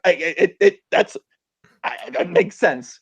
And so you think he knew what cards were dead? It could have been something like that. Yeah. I mean, obviously maybe malfunction, maybe who really knows exactly what went down. Well, because when you see instances of someone doing something kind of crazy, that usually leads me to think they're a human, because humans are more likely to have meltdowns than robots are. Yeah. But if you think maybe there was like card removal at play, which is possible, it could make something like that. Like let's say you had what was his hand again? Something like 8, 5, 3, 7 with 1 suit. Okay. So like a Doug Polk PLO premium hand. So let's say you knew that like there was like an ace dead and 2 kings dead and like a queen and a jack dead. Maybe that hand's value goes up a lot. I don't really know. I don't play PLO. I don't know how removal affects these things, but maybe that could tremendously change your equity up against like dry aces. Right. I mean, I don't know. I'm just spitballing, man. There's been some other instances where there'd be accounts that played all the time, and then all of a sudden they would start folding for an hour straight. I actually think I have one of these on video at home. Oh, I kind of remember this. There's 1 or 2 accounts they just started folding for 2 hours. And then one time, one of the accounts I suspected started min raising and min betting only on the flop. That would all he would do for an hour. I was like, what is going on here? So I just, all I know is like if you want to troll Joey hard, sit at his table and then just fold for 2 hours, and he's gonna go on epic tilt. Like honestly, or like just do something like clearly wrong, and he'll be like, "It's a bot." It's no, like, no. I'm not like I'm not that, and Joey's gonna just lose his shit. I'm not like that, man. That's not how I don't. I'm not I would say I'm not a conspiracy theorist, but I do love conspiracy theories, to be fair. So maybe I am a conspiracy theorist, but no, man, these aren't accusations I think about, and I never thought about them for many, many years, but I think it's silly to not be open to this. And this only happened after a day of playing every day and seeing this stuff, and like, what's just very, very strange. So we'll see what happens. We'll talk with Phil Nagy about it. We'll see what he says. And I don't know. I don't know. I'm not going to play an ACR again, I don't think, but yeah, well, I mean, holds. Me neither, Joey. I'm with you. I know Fees has been mixing it up in the high stakes pop in Omaha streets. Ryan Freeman, co-founder of Upswing Poker. You know, Fees is funny because like Fees goes through stretches where he just like loves playing poker, and then goes stretches where he hates playing poker, and it's always coming or going. Like I remember this one week where Fees was like, "I hate tournaments. Tournaments are the fucking worst. I'm never gonna play a tournament." And then like the next weekend, the next week, he like takes me aside. He's like, "Did you know how soft tournaments were?" And I'm like, "Yes, Fees. This is exactly the same we've talked about." He's like, "But did you realize how bad these guys are? Like they are the worst." I'm like, "I know." He's like, "Tournaments are the best thing ever." And then he went ham and played like tournaments for 2 weeks, like every higher level he could find, every tournament he could possibly find. He was like, "This is the best ever." And then 2 weeks after that, he's like, "Tournaments are the fucking worst, man. They're just the fucking worst." And I'm like, all right. So he's always kind of coming and going, and he'll just like recently he's been on this like insane PLO kick where he just like every day he's grinding or streaming, and he's like hit me up like, "Yeah, so when I stream, he's asking me all these streaming questions," and I'm like, this seems so out of left field, right? And he's just like playing high stakes. I saw this one hand where like he won like a 30 or 40K PLO pot, like it was like on Reddit or something, and he was grinding and he was streaming, and like he looked like he was really enjoying himself. So he's at least had a bit of the passion lately. And then I think the other day it kind of like petered out a bit. Yeah, and now he's I was gonna say, it turns out when you're winning, it's fun. When you start off in a big upswing to start off, he won like 100K within the first few sessions on ACR. So of course, oh my God, this is the best thing ever. You know, and then when you start, it ain't going that way. All of a sudden, you don't enjoy streaming as much. You don't enjoy that as much. To be fair, I always just like I just hated streaming. I mean, it might have been that I had to play tournaments because if you want to be successful on Twitch, you have to stream tournaments. But like it just fucking blows my mind. People would rather watch a $10 at no limit tournament than like high stakes PLO. But they just would. The numbers are there. Like people would rather watch a $10 tournament than $10,000 PLO. It's just that simple. I mean, everyone knows no limit's a lot better than PLO. It's like that's not news, but that much better. Excuse me. Sorry, well, you know, just numbers. Give me 3 reasons. Give me 3. Disregard number. I'm not now. We're worried about numbers. Well, I didn't know we're worried about numbers now. The numbers say vlogs are high quality and great stuff, and people enjoy them. You said the vlogs are trash. They actually don't. The numbers say that people like hand analysis. Hand analysis is like number one biggest category. It's just no one competes there on that space really, and it's mainly because most people making YouTube videos aren't really like high stakes players. They don't want to like kind of get like attacked for their opinions. I think, could be wrong. But yeah, vlogs are still popular. And no, you can't use numbers to say things are popular. I'm mainly just trolling you. But the numbers on Twitch, let me put it like this, Joey. If you want to be a popular Twitch streamer, PLO is a death sentence. You're dead. Perfect. You have no shot on Twitch if you're gonna play PLO. Right? Would you agree with that? Probably, yeah. You're not hitting Lex Veldhouse numbers. You're like stone that. Dead. You're stone dead. When you're playing, it takes a lot more mental energy to constantly think about these things. The swings are a lot higher. You might lose 10 buy-ins on the stream and want to kill yourself. You don't want to keep fucking streaming consistently for hours. So I think it's a lot easier to stream for hours tournament than it would be to stream a cash game for that many hours.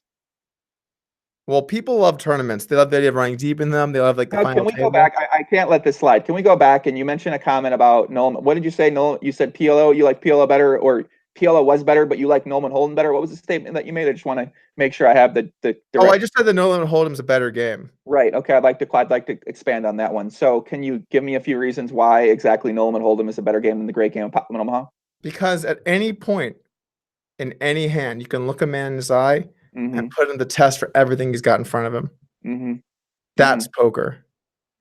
Says who? PLO, Says you? at any point. Says you? Listen, I couldn't argue with you earlier about the whole thing. You were talking about the vloggers and shit. I don't really care that much about that subject. This subject I care a lot about. So let's get into this, okay? So why? What does that So make? in PLO, How is at that any poker? point, How is that you poker? can look Right. you can look a man in his eye and say, "I'm going to wager the size of the pot." It doesn't have the same ring, Joey. It doesn't. So It doesn't have. we're going off a ring, off a sound. Is over betting not sweet or what? I mean, over betting is one of the betting the pot sweet. I love. You're saying betting the pot isn't sweet. Betting the pot's awesome. You look at them and you go count like what's in there, and you gotta do that stupid like if someone already bet, you have to figure out what it is, and like you have to like count the chips out. And like I think that pot limit is a better form of poker. It is for PLO. It is for Omaha. Right. It is for Omaha. Like no limit Omaha is stupid because it's like equities run too close, but the idea of a no limit game, that's goddamn American as apple pie. And I'm not saying an idea of this game that you claim to be American is not a great game. I'm saying it's not better than the great game of Omaha. That's my point. My point isn't that it's not a beautiful game because it's the Cadillac of poker. I think it's an amazing game, Doug. I've played millions and millions of hands of this beautiful, beautiful 2-card Omaha game. But to say that it's a better game than Omaha, I just don't. I can't support that, believe that, and I just can't get behind that statement. I think what makes No Limits a great game is that it's easy to understand but very hard to master. Whereas PLO is both very hard to understand and very hard to master. Would you agree with that? PLO is hard to understand, man. You got. I mean, how many times on Reddit is there someone posting and they're like, "Why didn't I win?" And they're trying to use 3 of their fucking hole cards with a board, and it's like, "Oh my god, you don't have a royal flush, man. You've got 4 hearts." Doug, listen, this isn't rocket science. It's identifying what do your cards play. Okay, that's not that hard to do. I'm telling. Let's ask the chat. You can drive a car. You can figure out. If you think PLO is a hard game to understand, let me get a 1. If you think it's an easy game to understand, let me get a 2. Hard for 1. The marketing of Hold'em for years has influenced people to like Hold'em more. It makes sense. I understand. Hold'em's less cards. Hold'em is easier to understand. You don't have. No one tells you what you can or can't bet, and you get 2 cards. So you're saying it's easier to understand. Look at all these ones in the chat. Listen, all ones. Easier to understand was not the main point. It is all 2s. It's a better game. It's not all easier to 2s in the chat here. So wait a sec. So if a game's easier to understand, well then War. Why isn't War the best game? That's easy to understand. A king beats a queen. So if it's easier to understand, then that makes it a better game. I disagree. I don't think so. Well, I mean, we're talking about skilled games. We're talking about flips. I don't know. War could be a game of skill. What if you get to set your cards, set your lineup? I used to play a game of War where you could set the order of your cards. A lot of skill involved. Oh, that's interesting. Yeah. But it's still just like, I mean, someone could crush you just by going random. Or they'd crush your strategy. Like they'd break even, right? I don't know. Do you want to play? I'm not sure. I don't know. Like if someone just said, I'm going to go with how they're dealt, it doesn't matter how you set them because like it's just random. So it doesn't really matter. Yeah. Right? Yeah, it doesn't matter. Unfortunate. You have to set them. If you have to set them, then there's leveling and shit. Exactly. You have to set them. It can't be random. Sounds like a stupid game. Yeah, it does. I mean, look. Why don't we both agree that they're both beautiful games? That they're we'll agree to that. Okay, actually, you know what? I'll tell you what. I'll offer you a truce. Stud sucks. Truce. Shake it. All right, there you go. Shake it. All right. No, you're gonna stick up for Stud. Oh man, I'm gonna die on this hill, buddy. Shout out to my old people out there. Listen, my older demographic is pretty good, man. And I know a lot of those guys are old time Stud players who unfortunately aren't able to find a game of Stud anymore. Don't you? High quality vlogs and a nice game of Stud. That's Joey right there. That's Joey. Doug, listen. I challenge you something, okay? Me and you sit down, we watch a Johnnie Vibes vlog, and I dare you to fucking tell me it's not high quality and production value. Can we not? Why? I don't want to watch a vlog. One time. Even though those are probably some good vibes, I don't want to get down with the good vibes. I'm perfectly happy on my own. But I do appreciate the offer, Joey. You're ridiculous, man. It just is what it is, bro. It just You don't like the vibe? You don't like the vibes? Good vibes? I like good vibes. Oh, I mean, I'm sure those vibes are great. There was a funny exchange where I tweeted something about how I was like when I was being like fake positive about everything, and Johnny said something about his tournament package, and I was like, Johnny, like I know you're a great tournament player. You say it all the time in your vlog, and he tweeted back. He said, "Actually, I never say that in my vlog. You must not watch them at all." And I was like. I mean, come on. Yeah. I mean, like, come on. Like, does he think I watched this? I don't know. It was just funny stuff. See, I talk to these guys a lot more than you, Doug. I like people in the community. I don't know if you like the people in the community. like people in the community. I like these people. They're doing something. Sure, I might not watch them all, but I still doesn't mean I can't support the work that they do that other people in the community do love as well. Yeah, you can. You totally can, man. That's totally fine. You can support people. No issue with that. Shout out Marle. I think you'd like Marle 6 years ago, Doug. I think you would be in love with Marle if this was 6 to 7 years ago. Well, it's not. That's a good point. It's true. That poker, that good to know that, Joey. Thank you for the that one about the boyfriend, Doug. You'd have been text. Damn, Joey, you see this, man? You see who's this girl talking about going to the poker room, man? You don't like that humor? That was a vlog you could have made, Doug. I could see you talking about something like that. Maybe not the same context where you're going to do something like that yourself, but wait, I could what? What? Where are you taking this? Like what? I mean, like I just like I was kind of with you, and then it started to just go south, and then you just you went, and you just like took a turn off the interstate, and like I'm still in the car. That's what happened to the conversation there, Joey. Yeah, definitely took a turn. Shout to we got people in the chat. Let me get some shout outs. Who we got in the chat here, man? My man, Jaman Burton. What up, Jaman? What's happening, man? Jamming. We jamming, baby. Let's fucking get it. Is that a saying? I would use that saying for sure. Shout out my boy Wayne Chiang out there in the chat. My moderators from North Korea, Landon and Jimmy. Big shout out to you guys out there. What breed? My man Harbs in the chat. Oh, we vibing, baby. Johnnie Vibes in the chat. Hey guys, just stopping by to say thanks for watching my high quality vlogs. Shout out to Johnnie Vibes as well too. Who else we got out there, man? John Tierney, Harley, Ed. My man Ed gave a donation. We got a few donations, guys. They don't save them at the top, so I don't know how to call them out on YouTube. I don't even understand how these fucking donations work, but I have seen a couple donations. Thank you very much for that. We got my girl Sasha out there. Anthony Colavita, my man Nonstop, grinding the Nolan Holden streets. John Joey, this has been maybe your weakest shout out sesh on the history of the pod. I know. I've been on a lot of your pods, and the shout out sesh is usually epic. This has been pretty weak. I'm disappointed. I mean, look, it's just your fans, like you're letting them down, but I mean, just disappointed. All right, buddy. Let me fucking load up here. Hold on a second, okay? You want to say? I like that. He's like, you're right. Let's get ready. We'll get ready. All right, get the hair ready. Let me load the fuck up, okay? Hold on. Who we got in the chat, man? My man, what pre puppy? What's happening, man? My boy, Make Boy Finn in the chat. What up, Make Boy Finn? He said he wants me to get more high six Nolan Holden players on. If you want him on the podcast, help me set him up, man. I don't mind that at all. Charles Dorr in the chat. What up, Big Poppy? Man, what's happening, man? Thanks for tuning into the podcast. My girl Pamela Maldonado got a Doug quote going up on the gram tomorrow. That's what I like to fucking see. All right. You know what, Doug? You're right. I didn't give my full heart, my full energy, my full life love. You had to give it your all. Doug, why don't you go ahead and give a couple shout outs while we're at it? Oh, this is your favorite line of the pod. This is what Joey lives for. He does a super high energy rattling off like his Mama Navasita type shout outs. Doug, why don't you give some shouts? Okay, Joey. I want to give a shout out to Jimmy Rustler. A couple thumbs up in the chat. You don't even talk like this. Here today. Where did this voice come from? You're doing, what are you, ASMR channel now? What's going on? Thank you for joining us today on the podcast. Wipez. Oh, hey, Doug. Hey to you too, Wipez. Thank you for joining us as well. Bad Reads with an LMA. Oh, welcome to the podcast with me and Joey. Thank you for joining. Bye, everyone. Positive vibes. There you go, Joey. Let's move on. Doug, are you familiar with ASMR? I heard of it. It's like when you talk into the mic like this, isn't it? Or something like that. And like, can you pretend to chew something very slowly into the microphone so that we can get a little ASMR experience from you, please? I draw the line. I probably don't draw the line. I'm good. All right. What else we got? What else we got, Joey?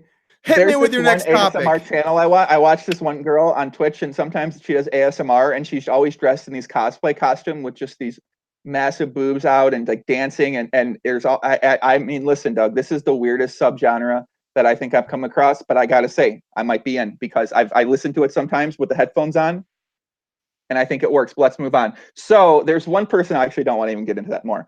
People in the chat are mentioning this Charlie Carrel thing. Have we talked about this Charlie Carrel thing? He came out with the video saying fuck GTO, fuck what Doug Polk says. Doug Polk doesn't know. I mean, I don't know if he said that part, but he did say fuck GTO. Did we talk about that on a podcast yet, or is that past that point in time? I think I think he did some things recently. So, okay. So there was a story that happened a couple weeks ago. I wake up, I go on Twitter, and I see Charlie Carrel, and he tweets, and I'm gonna try to quote this correctly because he deleted the tweet since, and I don't want to misquote him on something that's so heinous. But it said more or less like we need to show more love and compassion for child molesters or something like that. I'm sure like it was empathy. No, like empathy for them. Empathy. I don't know, but it was more or less that was the gist. And I like looked at it and I think I responded and I said like, what the fuck? Or like, bro, like what the fuck? Or like something like that, right? Like what are you doing? Like what? Like why would you do that? Why would you say that? That's horrible. Like what is wrong with you? And then he just like blasted off on me like you are actually I don't remember his argument, but it was something about me. And then he made a video that basically said like I don't know what it said, to be honest with you, but it was like something about like fuck me because someone told me to like go fuck myself or something and like explain like why he thought that. But it's just like, dude, like you realize that like when you say things like that, it's like pretty messed up. Like we should not have more empathy for people that do those actions. It's horrible. He's like some of the scum of the earth, man. Scum of the fucking earth. And for you to say stuff like that, it's just like not okay. And he got mad at me for it. It's like, what do you want me like? He's purposely saying something ridiculous to kind of like bait out emotion. And when I say like this is fucked up, he's like, how dare you say this is fucked up? Is it because I got molested? I'm like, what? I didn't know that. And like, what does that have to do with what you said? And like, it's like just ridiculous shit. Like and like that's kind of like classic Charlie Carrel, like just like say ridiculous stuff to like, you know, have something stick and like get people to listen to you. But yeah, like that was just so ridiculous. I can't believe that whole thing happened. It was like, no, why are you even saying that? It just makes no sense to me. I have absolutely no idea what you're talking about. I did not see a tweet like this. I did not see a back and forth between the two of you. I didn't see a video he made the only video I know he made about his fuck GTO. So that was the video I'm looking for. I can't. This is a topic that I'm not sure what else to say about this, Doug, because this is I don't want to misquote him or have something that he didn't say or anything like that, because this is a topic that you look like you're reading something. What are you reading? I'm trying to find what he said, but he tweeted something that was like, I can't find it. Looks like we got Charlie in the chat. Big shout out to Charlie. Charlie says, I offered Doug the chance to debate these topics and he declined, and literally so untrue at what's being said right now. So that's.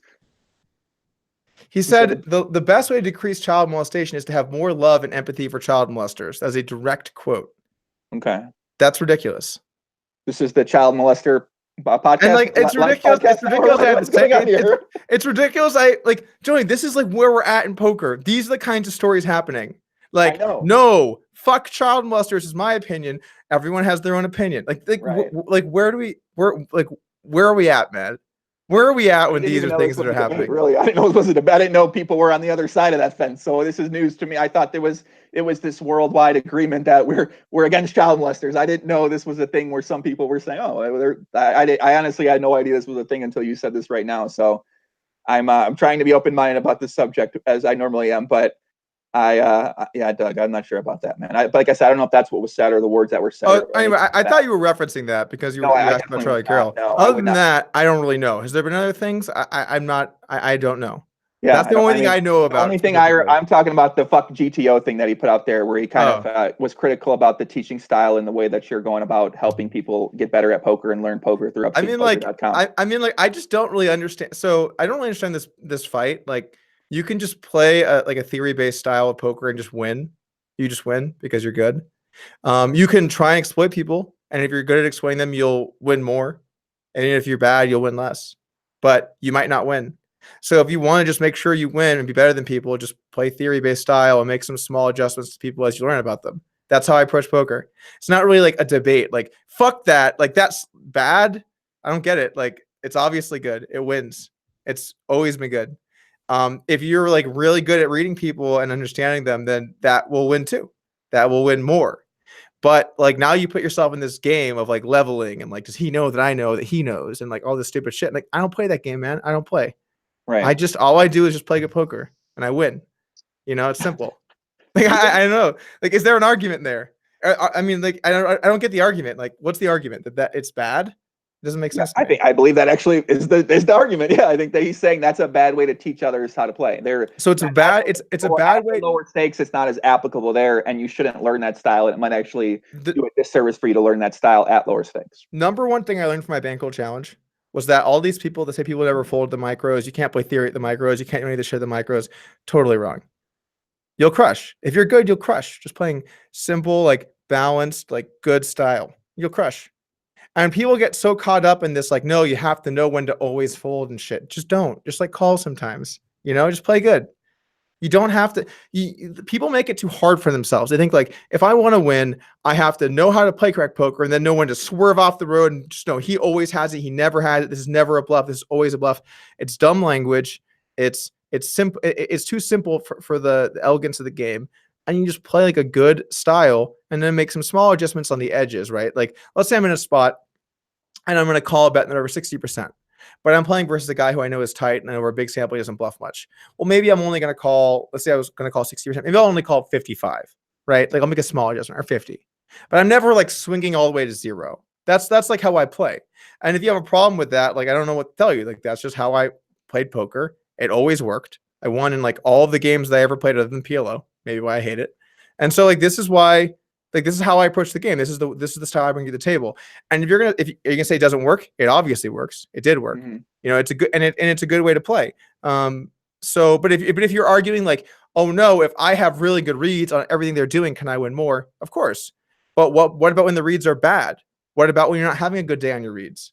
And so it's like, rather than kind of just going full-fledged into like, just like, did he blink twice or whatever, I'm just advocating for a good sound strategy. So, like, I don't know what the argument is really. What's the argument? Doug, I'm not sure what the argument. You got to ask Charlie Carrel what the argument is here. I'm not. Like, you brought up the subject. I thought you paid attention to it, man. Listen, I'm not. I'm trying to keep myself away from this kind of stuff, man. Okay, the drama stuff, that kind of stuff like that. The drama, GTO versus exploitative. Oh, super drama heavy, Joey. Whoo, the drama. Whoo, piping hot drama. Oh my God, is it GTO or is it exploitative? Whoo, piping hot drama. What?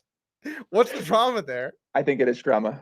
I think so. I like that the child molestation thread. You brought didn't that say up. that. You didn't say anything about drama. But the GTO topic, whoo, a little too much drama for me. For all Poppy, we're not getting into the drama there. Whoo. No, my point is that I wasn't paying close attention to the content that was being put up and the arguments being made on both sides of that particular debate. That's what I was saying. Not that I think it's a more dramatic topic of conversation, because by the chat, clearly the child molestation topic is going to be a lot more dramatic and more controversial than motherfucking GTO versus exploit. Okay. You know what I'm saying? The bottom line is this: playing a theory-based style is way easier to teach. That's how we approach things at Upswing Poker. Way easier to teach, and you actually can apply it. The whole like trust my reads and moves thing works for some people, but is very hard to teach, and you're probably never going to be able to learn it the way that they do it, because they have this innate ability to understand the way people think about poker or how they act. And I'm not even giving my opinion as to who's good at that or bad at that. Overall, I think most people who teach poker like that are idiots, right? And you're not going to get good value from them. But there are some guys who are actually quite good at it. And maybe those guys can help you learn how to be good at it too. But once they're not there anymore, and once you make your own reads, now what kind of infrastructure is there? What's in place? Nothing. Whereas if you have a good solid fundamentals, you'll always have that to fall back on. You'll always be a strong player. That's how I approach poker. Thank you. That's the answer I'm looking for. And I want to rescind my statement about drama, because I think I do like drama and other things.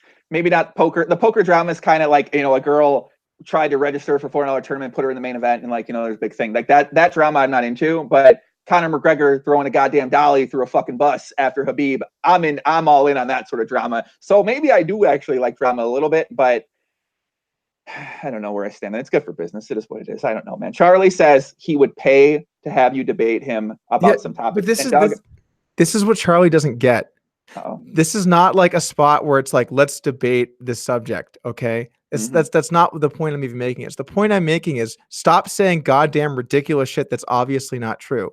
And I'm not going to get pulled into like, let's debate on this stupid topic that you're saying these like weird arbitrary like things like I'm not on drugs. Like, let's not do this. Like, I don't want to deal with this whole situation. Just don't say things that you're obviously saying to rile people up for attention. That's what it is.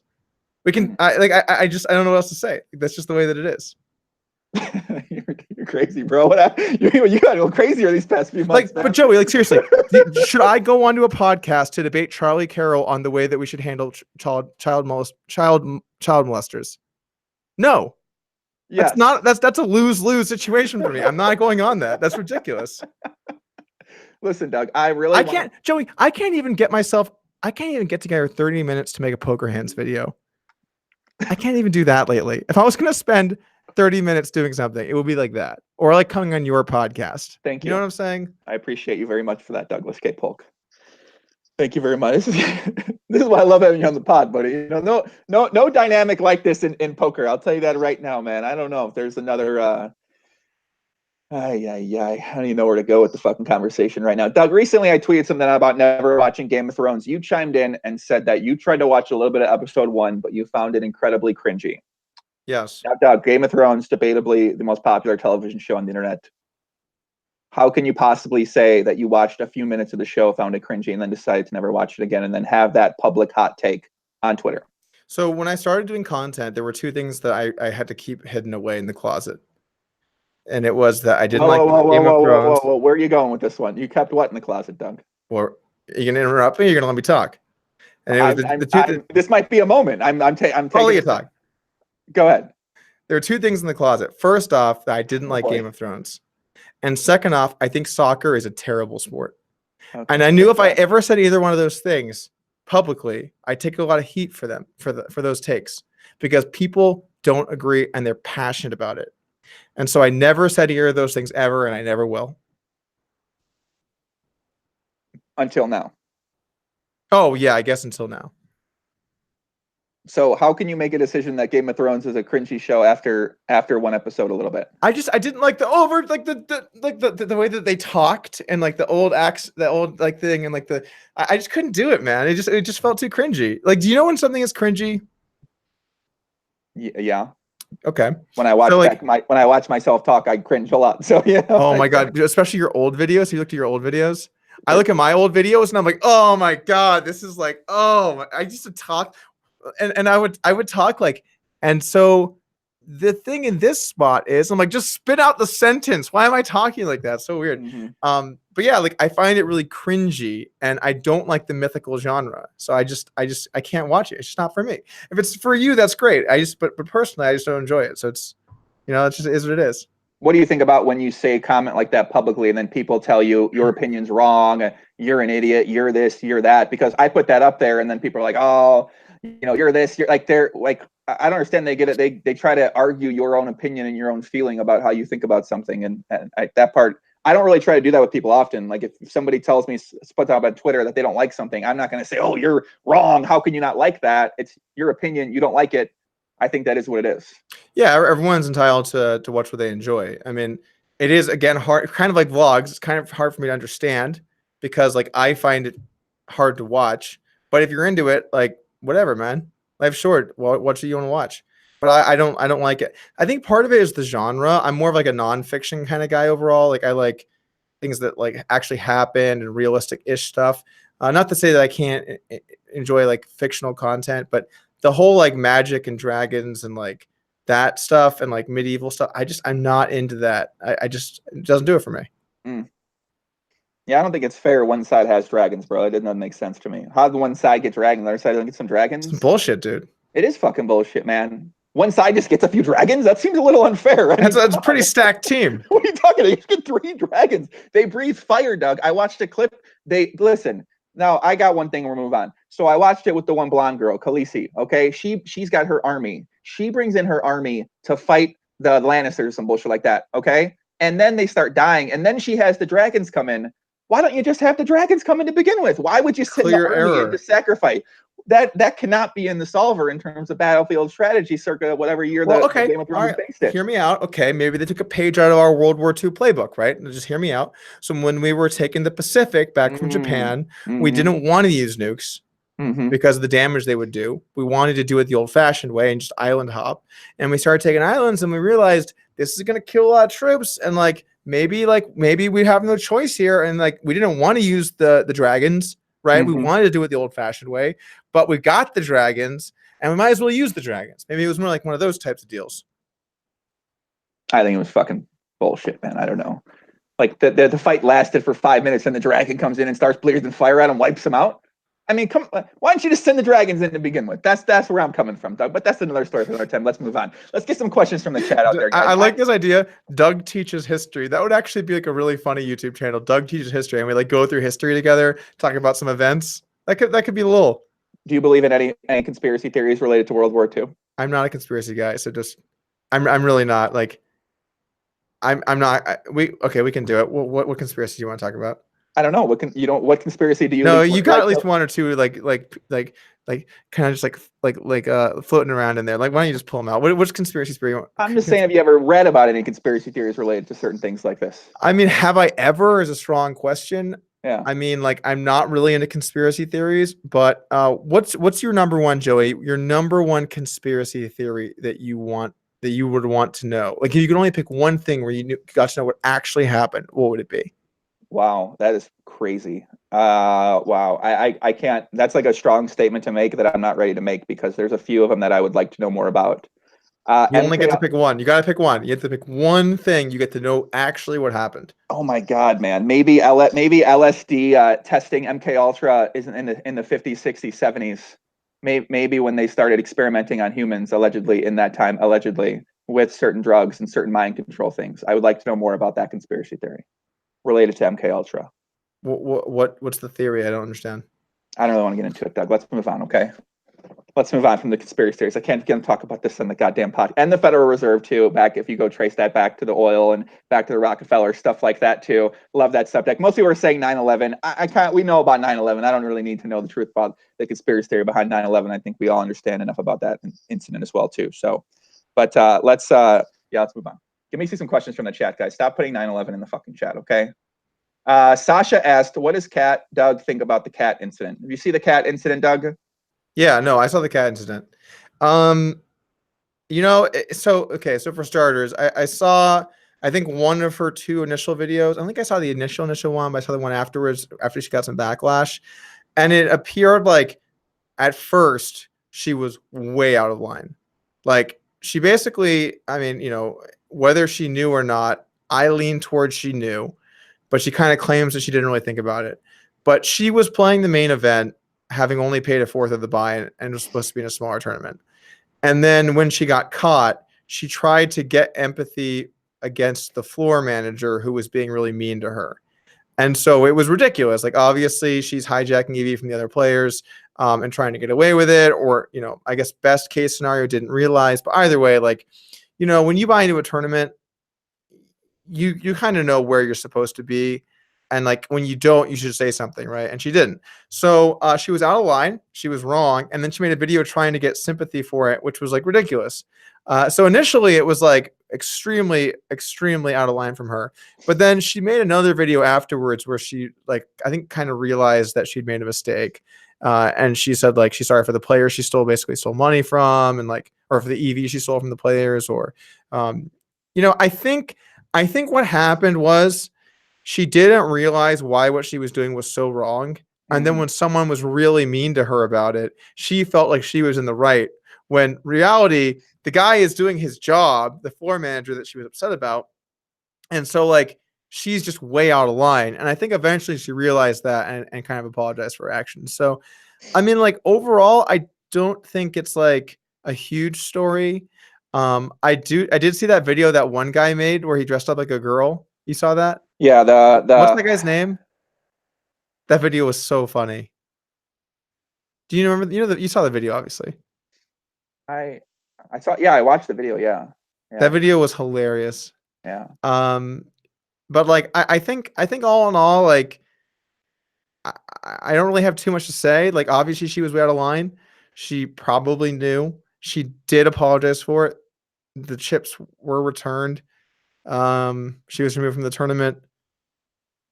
I guess I don't know what else to say. Like, what else is there to really say? Like, it's, yeah, I don't really have much more to say about it. I mean, like, I can't really say, like, Joey, actually, you want this like a good topic. When people realize that they're wrong and apologize, it makes the topic way less good. Okay, because the humor of it and like the ridiculousness is now gone. And people are like, you know what? Like, I fucked up. That was a mistake. I should have done it. I was wrong. Like, then it's not like, yeah, you're wrong. It's just not very funny anymore. It's when people say, no, I never said fuck the pros. I never said more rake is better. That's when it's way more funny, because it's like, you did. And now you're just pretending you didn't. And so the joke lives on.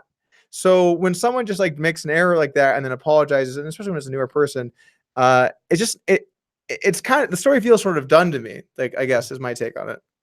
Yeah, I think the story's kind of done to me too. If people are looking for the video, it's on at the Silver Stash, Ralph Massey's page on Twitter. It's actually one of the funniest videos I've ever seen in my entire life. I'll be honest with you, because he does an impression of Kat's video that she made.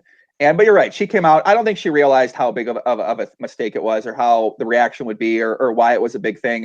You know, she probably realized, yeah, I probably shouldn't do this, but maybe she just didn't realize the ramifications of it all. And then once she got the feedback and a lot of hate was being put her way, she just like, oh yeah, I fucked up. That's true. Now I learned my lesson. Let me move on from this. And I mean, what are we going to do? We're going to, like, at some point in time we move on, right? But now we have this happened. Okay, now what do we do about it? I don't know. Let's see what happens with her.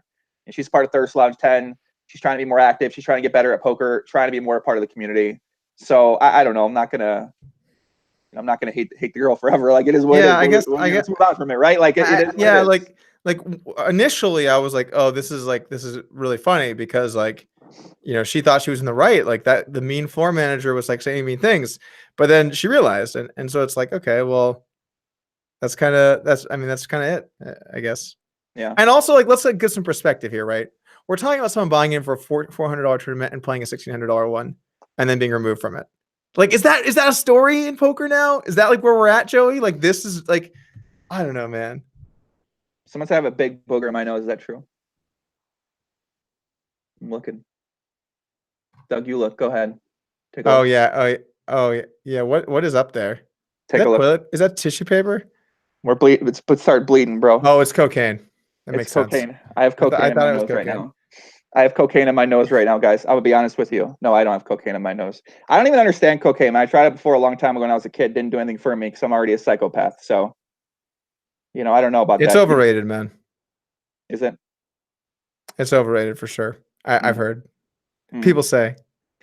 Yeah, I'll do the classic Joey. When Joey wants to ask something, he doesn't say like, so I think this. He says people think this. So he'll be like, for example, so Joey, people have been saying that you've been doing a lot of cocaine lately. People have been saying that. What do you think about that? Well, I think that's not true. But I mean, not my words, but people. Right. I can understand where they're coming from. I do seem like I'm on cocaine very often. So, but the thing is, in my example, there are no people. It's just me. And Joey does this all the time. People are saying. The thing is, people are saying the things that I say they're saying.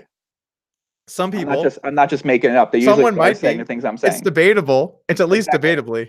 So what you're saying, my GTO approach to asking a question to timer. It's great. I like it. It's fucking amazing. I agree with you. It's a great strat. I know. I agree. I agree. You playing a GTO poker style and winning all the money is a great strategy. Would you agree with that or disagree with that? I agree with that. Hard to disagree. I agree. Exactly. I agree. It is a good strategy. It's very GTO. What's the drug choice of poker players? Leonidas the Great asks.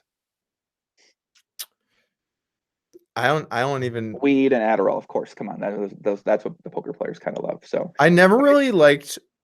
Well, so for starters, I've been very sober for a long time, and I never really liked doing any drugs and playing poker because I feel like it took me out of like the clearest like mental. Like, I wanted to be as clear as possible and as sharp as possible. So I never, when I would play like especially online, but you know, live too, I didn't want like any drugs other than like caffeine. Mm-hmm. That makes sense. You never tried Adderall when you played? No.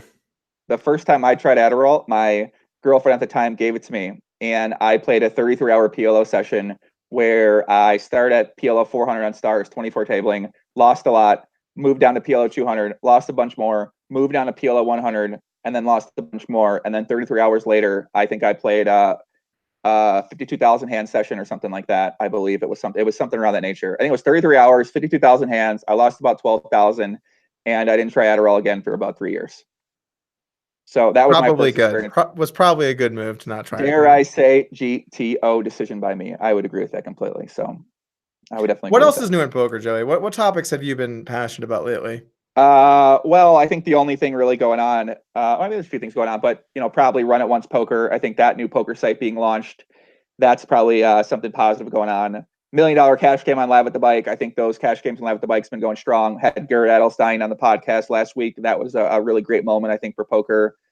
But outside of that, Doug, there has not been many things I've seen being celebrated in the poker community in the past few months. And that's a very common trend that I think is only going more and more. It's when you have these dramatic moments where a cat buys in for $4 tournament, plays the main event, that has this 3 to 4 day cycle, whereas anything ever positive that happens in poker has like a day cycle or it moves on. So we don't really celebrate moments in poker or celebrate things or content or anything like that in poker, but we harp on the constant negativity and the controversial statements made by some of the figureheads in the community for so fucking long. But when it comes to anything about, okay, let's accenting something that we should celebrate that makes poker look good or makes things look good, we just kind of disregard that. We disregard the winners, disregard the hands, disregard the cool plays people make because we've seen them before. And we focus on the bullshit that goes on. Damn, that got a lot deeper than me asking you what's been going on lately. Well, I was like, so what's new? And you're like, it's all a lie.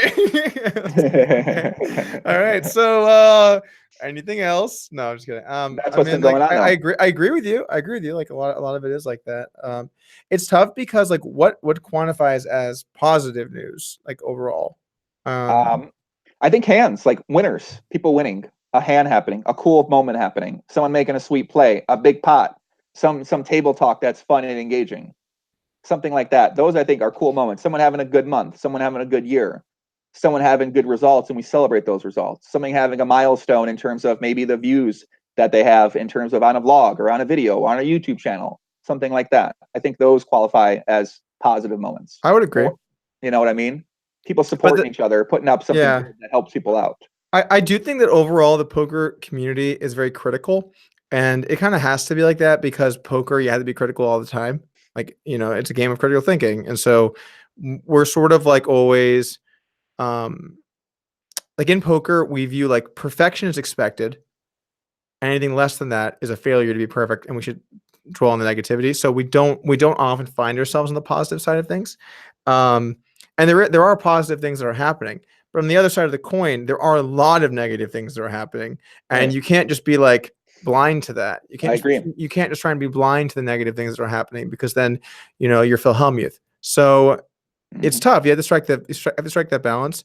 You have to try and figure out like how do you blend those two things together. Right. And yeah, like the problem with like when someone wins something, I think even when that happens, like, oh, what, it could have been me. Like I wish I won that. Like like that type of thinking. When the reality is like we should probably have more happiness for when good things do happen, people at the table. Pam in the chat points out that West Virginia just legalized poker. Pennsylvania will launch this summer, and ALLINPAV is crushing. That's true. ALLINPAV, original Grind Nation member of the Grind Nation that me and you and a few other people were starting. ALLINPAV is crushing. That's true. Pav, a Twitch streamer from Australia. Yeah, that's awesome. Yeah, Pav's great. He's really doing well. I feel like on the poker or on the streaming front. Poker and both sides. He's crushing poker. Oh, cool, awesome. Yeah, man, he's doing really well. Glad for him.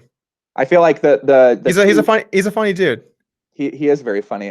He's got a lot of confidence on his social media when he posts. He said, I remember one tweet he made was something like, if you ever wondered what it was like to watch someone go from small stakes to the highest stakes and become the best player in the world, tune into my stream. You're gonna witness history. I was like, I like that confidence and swagger that he's got there. That's some swag. Yeah, that is definitely not a swag. That's cool because that's not really what I think most people are going for with their stream either. Most people are like, if you want to tune in and see a $10 rebuy with 3 people that are 3 bullets and then maybe a $3 rebuy and then maybe the big 109 and the hot 22, come tune in. I don't think that's going to be good vibes. I just can't. I actually think a lot of the popular streamers now have graduated to playing higher stakes tournaments for whether they can sell action easier or they have some results, and now they graduated to those. So I don't know how many people are still playing the Big 10 or the hot 52 or the I'm sure it's all over the place, or the cool down 17. Like I don't know who's playing it. I'm sure it's all over the place, dude. Yeah. I think we had one more thing in that. Let me see something in chat. Hold on a second. That's a great question. Ekasha Bikali. I like that one a lot. Where's that one? Running up Reno is happening. That's true. That's a positive thing that we're here. Not going to talk about the 50th World Series of Poker starting next month. Any thoughts on the 50th World Series of Poker starting next month, Doug? No. Okay.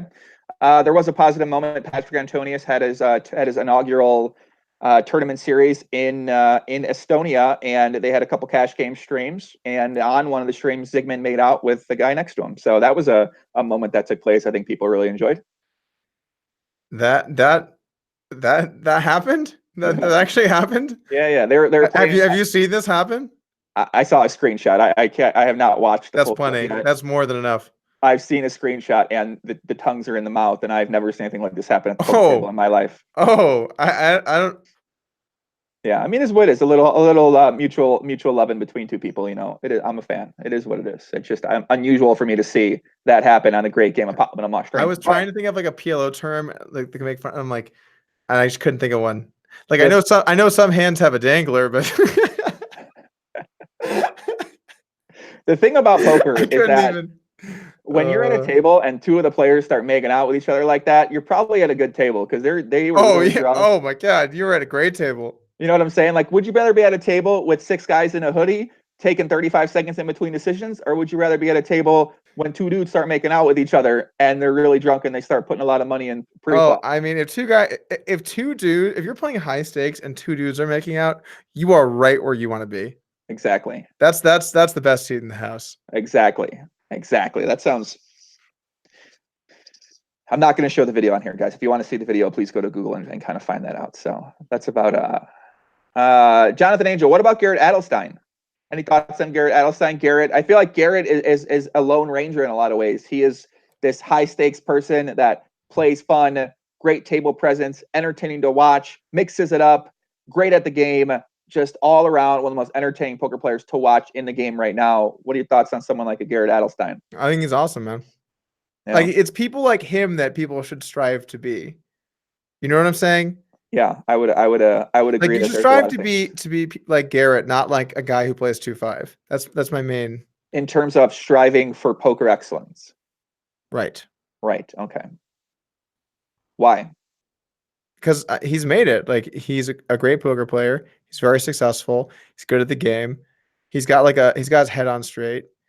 You know, like, he just kind of has it together. Like that like, he's a very successful poker player. So your opinion is that when you do something, you should always strive to be as successful as you can at it. If you aren't, then why are you doing it? Do you think there's things that you do that are not poker related that when you do it, you don't strive to be successful at it? Okay, well, so things that you do, sure. We're talking about like when it's like a hobby / career or like a serious hobby. Nothing that I do like there's nothing I spend a lot of my time towards where I'm not striving to be as good as I can at it, I guess I would say. That makes sense, yeah. It's like when you're like, well, Doug, I don't know, when you watch basketball, you're trying to be as good as you can. Like, no, like I'm just like chilling or whatever. But like, you know what I'm saying? Like, if I'm spending a considerable portion of my time doing something, then yeah, I'm trying to be as good as I can. Like, maybe that's just like how I'm built. But like, to me, like trying to be good at what you do is kind of like the point of life, sort of. I wonder if everyone agrees with that. Well, so I guess if I had to word it a little bit better, I feel like, we're only here for a certain amount of time and then you die. And in my book, like the way that I want to spend that time is to be as good at the things that I do as I can. And I won't always be the best. You're never going to always be the best. In fact, you'll rarely be the best. But that process and that journey gives you a lot of fulfillment. And I think that's probably what I enjoy most in life. Yeah, I like that a lot, Doug. That's something I've been thinking about lately. Why is better? What is success? Why is success, I guess, trying to become the best? Like, can you have success by maybe framing it a different way or looking at it a different way or approaching things a different way? So. Yeah. Yep. Taking this in. I'm taking these pink headphones in. I'm just staring at the pink headphones. I can't not see the pink headphones. It was a power move today. It really was. What do you got planned here coming up? Nothing. Besides traveling? Nada. Zilch. No plug. Poker, no content, no giveaway, no poker, no giveaway, no tournaments. No videos, no, just chilling, man. I I'm love just it. gonna enjoy life for now, and then I'll take my next challenge as it comes up. Are you And at peace? Do you feel at peace right now? I feel at peace. I feel at peace. I feel I'm ready for the next thing. Don't know Yeah. what it is yet. It'll probably be content based. It will very unlikely be poker based or even cryptocurrency based. It'll probably be something new, but I don't know yet. And you know, I know a lot of the people that follow me are upset I don't play anymore. I don't see that changing. And like, you know, I'll probably do something next. I don't know what it is yet. If you guys want to follow whatever it is, I appreciate you. And I do. I'm thankful for all of the support that I've had from the fans of the community because like you guys have been great to me. So I am thankful for that. It's just I don't see myself playing poker anymore, man. It just seems too unlikely at this point. So don't know what I'm gonna do next, but I hope some of you guys will join me for the ride. I'll be joining you, buddy. I'm excited to see what's next content wise.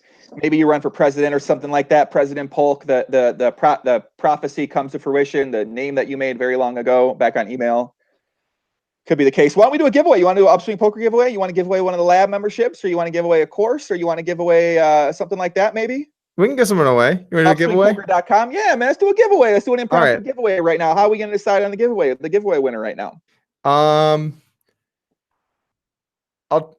What's the best way to do this? Like when the video posts, then you make a comment. We'll pick a comment as a giveaway winner. When the video post on YouTube, you make a comment. Doug's gonna pick.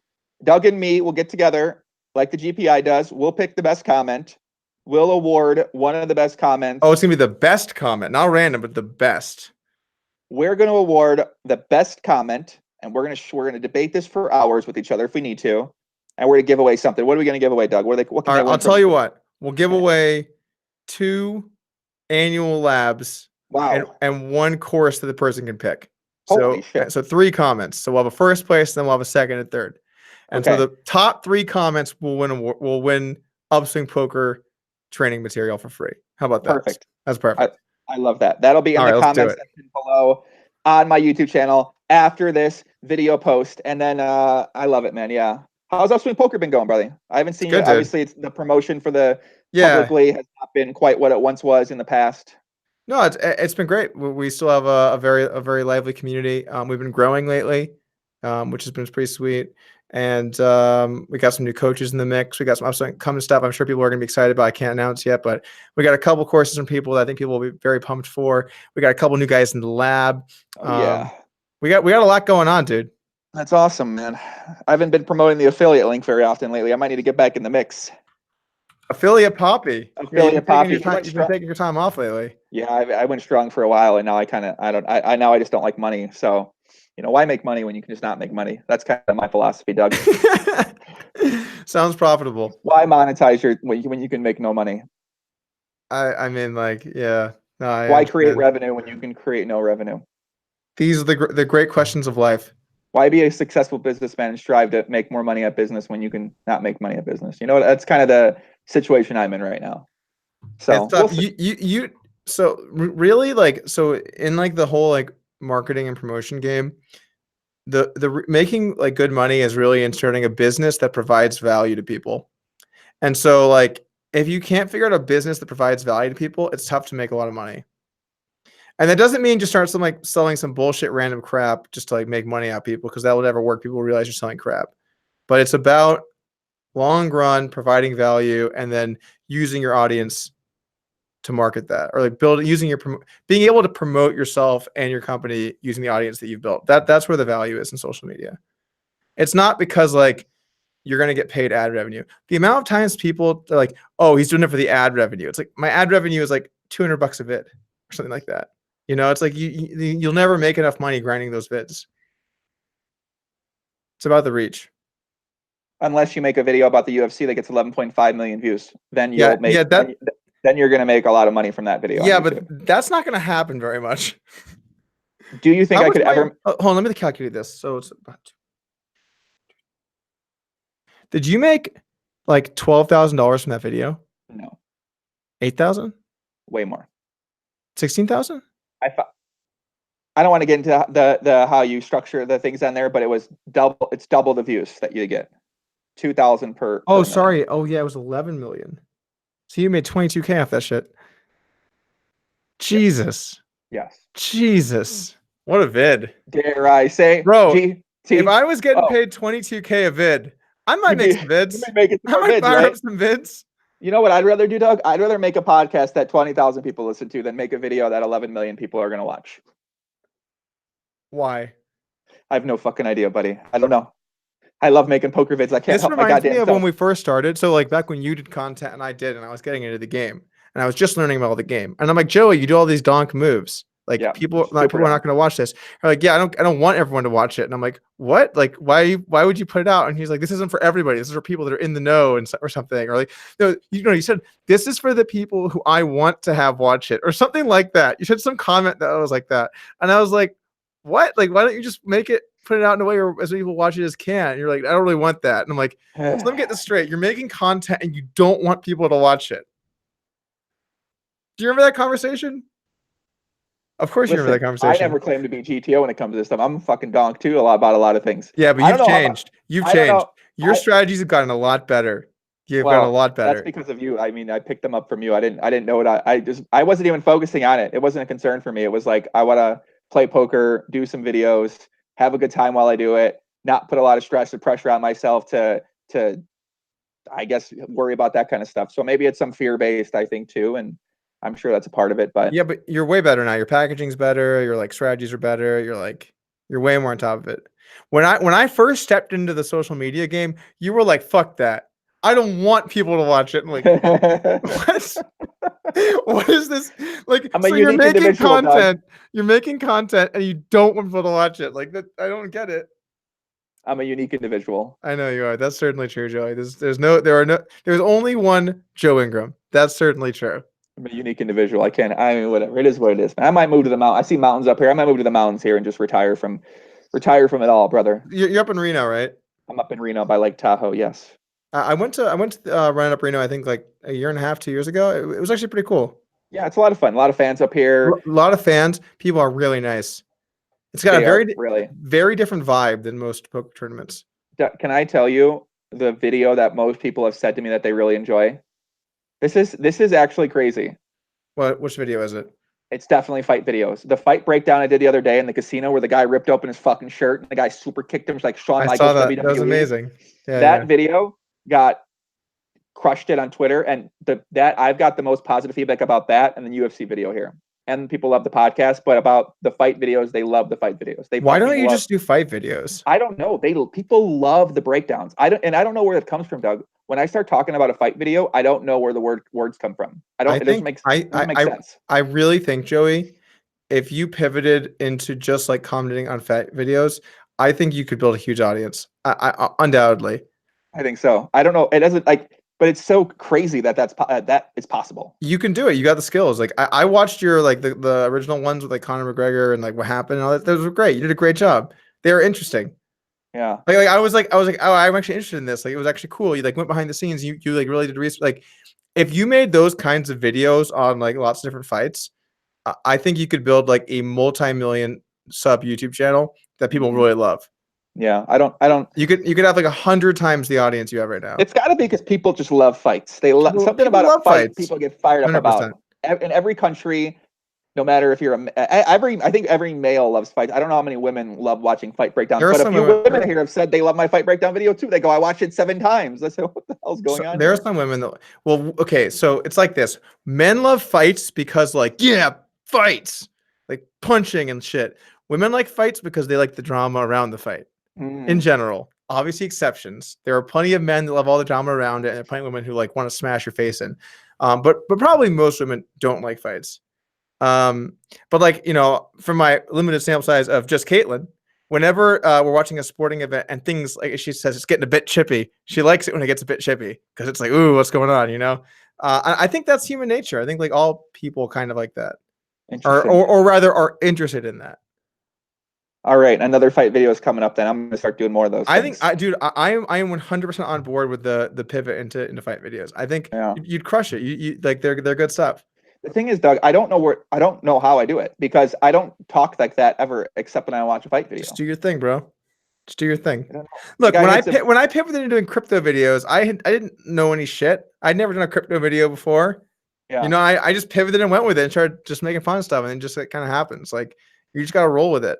Bro, I made a Tiger Woods video the other day, and I put it up on Twitter. It was fucking hilarious. It was Tiger Woods winning the Masters, and like, but I commented on his mother being Asian. I didn't know this, and like he's going bald. I'm like, oh, he's going bald. I don't really follow Tiger Woods. Okay, I don't give. I'm not. Whatever it is, what it is. And then I put that up on. It's hilarious to me. And I put it on Twitter, and then some guy's like, "This is so cringy. You're making fun of Tiger Woods' race and is losing his hair." I was like, "All right, I don't want to deal with comments like this." So I decided. You can't be afraid of that, dude. You can't. Well, I mean, he made a solid point. Like I was kind of. I mean, I was like, "Oh, is his mother? Okay, is his mother Asian?" I didn't know he's half Asian. I thought he was all black. Okay. These are different things. Like saying like I didn't know Tiger Woods was half Asian is fine. But being like, and his mom is Asian, that would be like, what do you do? You know, like there's a big difference. I Googled and then I found out he's half Asian. I didn't know this before. Yeah, what's wrong with that? I don't understand. I don't know. Someone got. You can't look, Joey. Like I feel like sometimes you just let people get to you, man. You got all the time. You just can't let them get to you. Cause like they're savages, bro. They're savages, and they just hide behind their like computer screens. Like, Dog's actually a nerd, and vlogs are really good, and he doesn't know what he's talking about. And I love vlogs, and like you just like can't like whatever. They're upset at you. Is what it is. You know, you just have to live your life. If you just every time someone insulted me, I got upset by it, I would be like crying, I'd be in the corner crying like perpetually. You know, it's just the way that it is. How often are you crying in the corner when we're not on here? I never cried in the corner. Okay. I've never cried in the corner either from any comment on the internet. You know, and I will say, because people don't realize this, like sometimes some motherfucker will get to you a little bit. It happens. Mm-hmm. Happens to the best of us.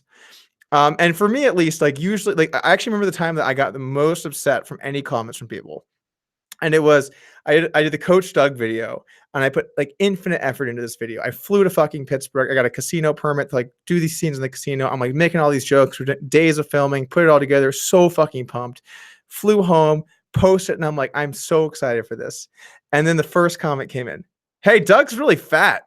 And the next comment, "Yeah, what the fuck? Doug's really fat." Third comment, it was really nice of Doug to take this scene so seriously that he actually got fat like a coach would be to more accurately mimic Coach Doug, because coaches are fat. And so Doug actually he took on the role. He took the part. And then fourth comment, "Wow, he is really fat." And then I looked at myself and I was like way too fat. And I was like, oh, this is gonna suck. And it was just like page after page of just like, damn, Doug's fat. Like Doug is thick. And I'm just like reading it and I'm like, this is a disaster. Like this is an absolute disaster. Like, and it was sad because I was so proud of the video. I put so much work and effort into that video. I flew to a city. Dude, Joey, I don't spend 30 minutes anymore making videos because I just don't want to do it.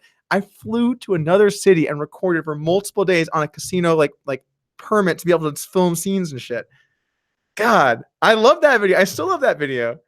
But the only reason that those comments actually kind of hurt was because like I was getting too fat, and it just like sucks that like when you're a public figure, you get your feet held to the fire. Like, you know, if you get fat, it's not like people are like, Doug's been looking really nice lately. Like Doug's a great guy. No, those aren't the comments. The comments are, you're fucking fat. So like most of the comments, like this is one that never got that I never upset me out. Doug sucks at poker. Suck a dick, bro. I mean, like I won millions of dollars. Like if you think I suck, so be it. But like, you know, like it doesn't like. Right. It's clearly wrong. But when people like say things to you that are true, which is rare, but those are the ones that really dig. But when people just like say something like they're really entitled, fuck that shit. You can't let that decide what you do or don't do. They can't control what content you make, you know? Yeah. I mean, I don't know. The comments like they don't really bother me that much. Like sometimes they do. I guess I don't try to upset people as much as you do. You don't give a fuck about it. I do care a little bit more about it. That's the way I am. That's not the way you are. So I think we're a lot different when it comes to that sort of thing like that. I do try to not upset people with the things because I know how upset I've made people in the past, and I would prefer not to do that again in the future. Just to not upset people? Yeah, to not upset people on this sort of mess. But like, how are you not going to upset people? I don't know. I don't think I upset many people right now. You do this thing where you try to be everyone's friend. And like I am everyone. No, no, you are not. There are people who hate you, dude. Well, I'm sure people do hate me. I'm not surprised by that. But I am friendly with people who hate everybody. Like, right. You're not going to be everybody's friend. That's not your job. you like want everybody to like you, and at points I like, especially early on, like I kind of wanted that too. Like you want everyone to like you, but it's like, why? Like it's okay if people don't like you. That's Well, fine. I do like being friends with a lot of people, whether I'm they're in not I'm poker or not out of poker too. I'm not saying don't have friends. That's Right. different. But like, you know, getting everyone to like you, why? Why do you even care? Mm. Why do you want everyone to like you? Do you think a lot of people don't want people to like them? Why would you not want people to why would you want people to dislike you? I think there's a big difference between wanting people to like you and then wanting to be somebody that people do enjoy or like, but not being yourself because, oh, I want people to like me, so I'm not going to say this or do this. Okay, well, we're getting into a very thin line. I think that the point is you should do the things that you want to do, that you think create value or you think are like good to put out in the world or that you enjoy doing. Right.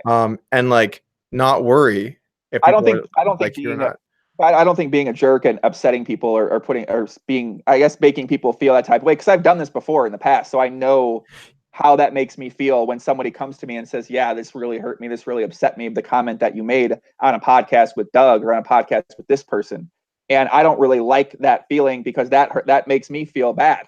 And Sure. whether it's right or wrong, that's the way it does make me Yeah, feel. So I have but experienced that a lot. how many hours of podcasting have you done? Hundreds? A Hundreds, thousand? thousands, Right? probably. Thousands. You're gonna say shit people don't like. Right. You're going to like Not about it's a saying stone lock. it's not about saying things that people that they don't like. It's more about saying something directly about someone that I have personal experience with in my Okay. industry. So we're not talking as much about someone with the Asian comment about Tiger Right. with random. Now you're talking about like people you know. I'm talking about people that I know. I'm not Okay, talking about so people that I don't we're not really know. talking about randoms anymore. We're talking about like specifically people you know. And yeah, I Correct. mean like yeah, you're gonna want to conduct yourself in a way where it's like you're not saying things that upset them. But on the other hand, sometimes people do really unacceptable shit. Yeah. And like one thing that I don't like is people trying to make it your problem, right? Like if someone does something unacceptable and then you're talking about it, you're the problem because you're negative, right? Like if Poker Stars fucks all these people over and I talk about it, I'm the problem because I'm negative. It's like, no, the fucking over of the people is the problem. So like, you know, within reason, like don't talk shit about people needlessly. You know what I'm saying? Like if you're friends with somebody or someone's a good person, like don't just like randomly say something mean about them. But if someone does something out of line, I think it's perfectly acceptable and frankly probably part of your responsibility as someone with a podcast in poker to talk about those subjects. Mm-hmm. Do you agree? I mean, I guess so. I don't know. I don't know if I agree or 100% with that or not. I don't want the entire podcast to be about what people do out of line. That's not what I said. But I didn't say the entire podcast. You're making it more extreme. I've gone down this road before. I've had a lot of experience. I started off one way with my podcasting. I switched to a different kind of style, different topics, different vibe. I didn't really like the direction that went, and now I'm going back the other direction where I'm keeping things less about these on-line topics, less of the dramatic topics. And so if someone else wants to do that, they're more than welcome to talk about that kind of stuff. Obviously, some guests are going to be more suited for certain topics, like yourself. You don't mind getting into that. But yesterday, great example, Nick Vertucci on the podcast, right? When I talk with Nick Vertucci, we've gotten to Berkey, and he definitely said some things about Berkey. It's very easy for me to keep that topic up. Very easy for him to say more comments where he's banging on people. It's very easy for me to point him in a direction where it's going to go, you know what I'm saying? So like that, and that's one thing that's not necessarily out of line behavior, but in terms of that overall vibe, I kind of group those kind of things in because you're helping to create these very controversial statements that, whether they're right or wrong, are going to get a lot of traction. One side feels great about it or feels like shit saying the comment. The other person having the comments made about them feels like shit oftentimes too. They want to respond. It involves in this sort of thing like that, which isn't directly about out of line activity kind of pointing at that. But I feel like that those are kind of things where I got a little bit too down that road for a while. And I don't think I really want to be about that or be about that road or be about that type of content. I feel like there's something deeper here that like I didn't really know about where it's like you're referencing a specific thing. So it's like hard for me to comment on that like specifically. But like, you know, I know what you're referencing, how like, so you used to really set in the fence. You used to always set the fence about everybody. Well, I sat on the fence because I honestly, I'm not saying like you should or shouldn't have done that. I'm saying it's what you did. I'm not commenting on like the style. And then you kind of came off the fence and then you started swinging a bit. And when you swing a bit, you make enemies.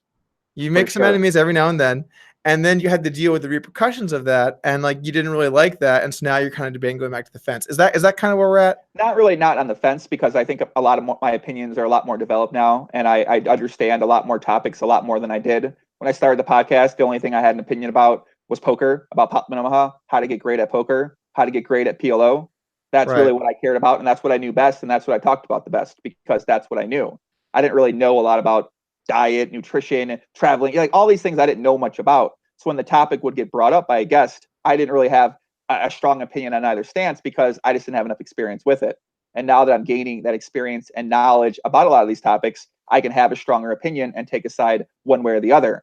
I think kind of what I'm saying is that in terms of the topics that I decide to focus on or get into on the podcast, that's sort of what I have tried to redefine, I guess, for where I was at maybe a year or two ago. I think that's good. But I think you also can't have a podcast and be afraid to get into some subjects that like people want to talk about. Like you just can't. People, Joey, not me or you, but people. Right. You can't be afraid of that. Like that's part of the territory. And like if you have a guest that says something about someone else, it doesn't reflect your opinion either. Look, Joey, I'll tell you what. You had motherfucking Luke Schwartz come on here and badmouth me, just fucking like going ham. Listen, you're laughing at all of the. It's kind of funny. Watch it back. It's serious. And I didn't like. You know what I'm saying? Like it's not like I'm like we're not friends anymore, Joey. I can't believe that Luke Schwartz said those things about me, and I'm holding you responsible. No, like, I was just like, you didn't hold. I was just like, for you on that podcast. Come on, I did. I did defend you on that podcast. But you also were letting it roll a little bit, because like, bro, you want to cut this guy off? The guy's a fucking madman going crazy. All I'm saying is, okay, you know what? It's kind of like this, Joey. This is actually kind of, I think, a big part of it. Like, a lot of people in poker, they get butt hurt real easily about things. Yes. Really easily. Mm-hmm. And like, I have pretty thick skin about most subjects. And so like when something like that happens, like, you know, I'm not like upset at you or upset at someone, or like he's being a bully, or like something like the stupid bullshit people say whenever like someone's like making fun of them or whatever. Cause like I have pretty thick skin, but a lot of people don't have thick skin. They have very thin skin, and then they're going to take it out on you, and then you feel bad, but you can't feel bad about that. It's just the way that it works. Mm. You can't feel bad about other people being thin skinned about other people, like people, you know what I'm saying? Like, I don't know. I do feel bad. I'm sorry. I got a little feeling about that. I don't know where. I wish I was an emotionless robot. Well, I guess I should have said something when Luke Schwartz came in your pod. I should have been like, Joey, I thought we were friends, bro. Take that podcast down, and we're not friends anymore. It's hurting me. That would have been interesting. I wonder. I probably would have taken it down. I actually think you would have, but I wouldn't do that to you. I think you would have taken it down. I'm not a little bitch. I'm not. You do that. I would have taken it down. That's a good point. It's interesting. I wouldn't do that. I guess because I've also been on the other side where people ask ridiculous shit from me, and I'm like, no, I can't do that. I have to do that all the time, and so it's just like I wouldn't do that to other people that make content, and it doesn't even represent your views, you know. Plus, I thought maybe debatably good for business for Upswing Poker during that whole thing. Sure, he came out and said Upswing Poker is a scam. We know it's not a scam. It's clearly not a fucking scam. So it's just a ridiculous statement to begin with. So I actually thought that ended up being good for business. You ended up creating the graph in the background, graph like it. Yeah. So when in the moment, I was like, oh my God, Doug might love this. So I actually, obviously we don't want to be talked about like that, but it was just such ridiculous statements being made that you can kind of take it one direction with things, which you did take it one direction with things. So you had a good time with it. We definitely, I mean, Joey, like. Oh boy. What's he doing? Oh boy. I don't know what he's getting right now. I absolutely have no idea what he's getting right now, guys. This could be anything. We couldn't have this without that podcast. Without this podcast, this wouldn't be a reality.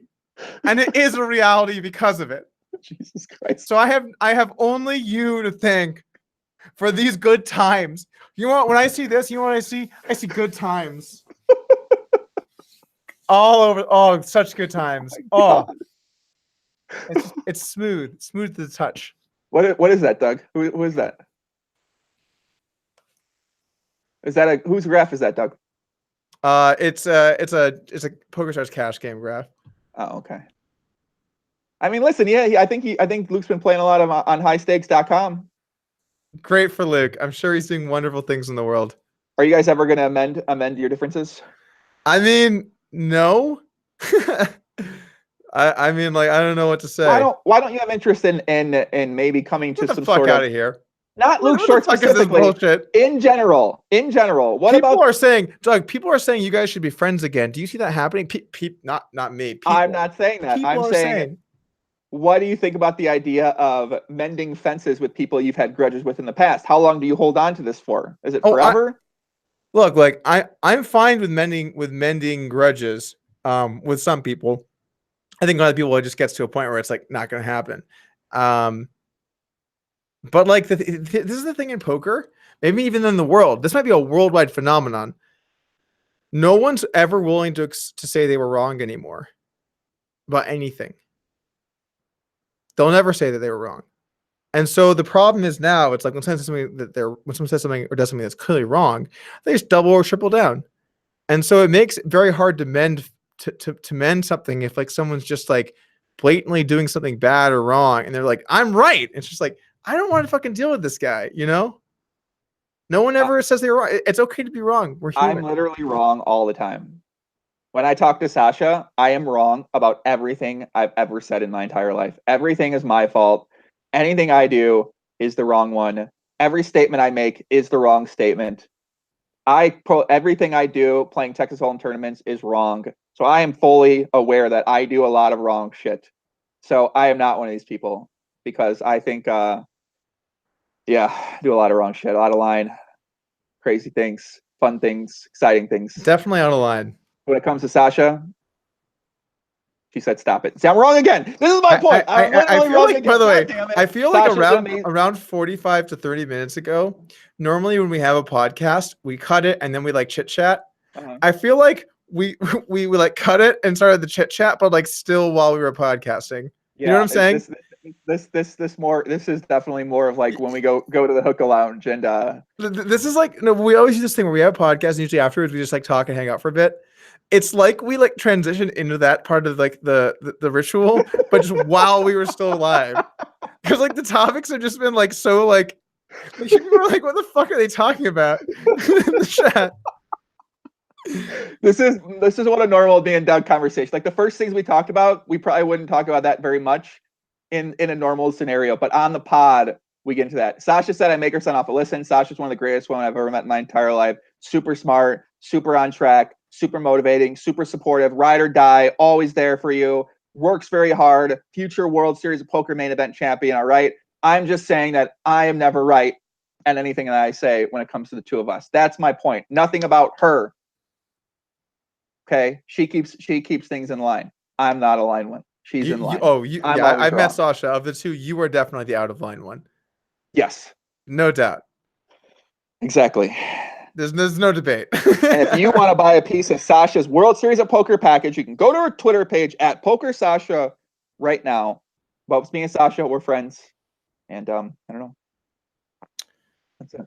That's what it is. Doug, any other topic on your mind? You want to bring up any question you might have for me that you might want to bring up on the podcast right now? No. Good. I think we did it. I think this was a good one. We opened up a little bit. We grew. We spread our wings, and we became beautiful vlog butterflies, just flying away. Pocket spread five. Your wings and prepare to fly. Pocket you sevens. And me. Ace queen. Ace jack. Oh my God! Pocket aces. Gotta fly a little faster. Nut flush draw. Nut flush draw. Nut flush draw. Amen. Amen. Guys, we're going to be back tomorrow. I got an announcement video coming. Big announcement. Tune in next Monday. We're back with Alex Foxen for a chip leader coaching week of the podcast. Going to have a couple guys associated with that on the podcast, talk more about them. And, shout out to those guys, my buddy John Beaupre, my buddy Chance Corneth. I think they're doing some good work over there. But yeah, if you guys enjoyed it, let me know in the comments below. Let us know on Twitter and social media. And if you want to follow along with Doug, you can go to Doug Polk Poker on Twitter. That is the main thing that he likes to use. If you want to follow me, Poppy GTO on Instagram, where I post all my updates on my story that Doug hates. He fucking hates when people post the kind of updates. I never watch them. I posted today. I was in the gym and Doug was fucking furious for 25 minutes. Okay. Doug watched my story of me in the gym at 10 a.m. and he was fucking furious for 25 minutes and texted me saying, I cannot believe you posted that bullshit on your story. So No, that didn't happen. You just gonna throw me on your butt? You're gonna throw me under the bus on the outro? Like, all right, guys, peace. Doug sucks. He's really grumpy and he's mad, and I'll see you guys on Monday. Like, what the fuck is that shit? No, I'm gonna be honest. I'm actually inspired by Doug's motivation to crush the gym and become a future fitness expert. That I'm also stepping up my endeavors in the gym, and you can follow along with me and my progress and find inspiration in my journey on Instagram at PopBGTO. All right. Sounds good, man. Perfect. Good Guys pod. in the chat, remember the giveaway in the comment below. Whoever leaves the best comments, we're going to give away 3 things: 2 annual labs for upswingpoker.com and 1 course of your choice, preferably the Great Game of PLO. And that's it, guys in the chat. Love y'all. Much love. Thanks for the comments. Thanks for all the feedback. Thanks for everything like that. We're making a new fight video sometime soon. That's it. Peace out.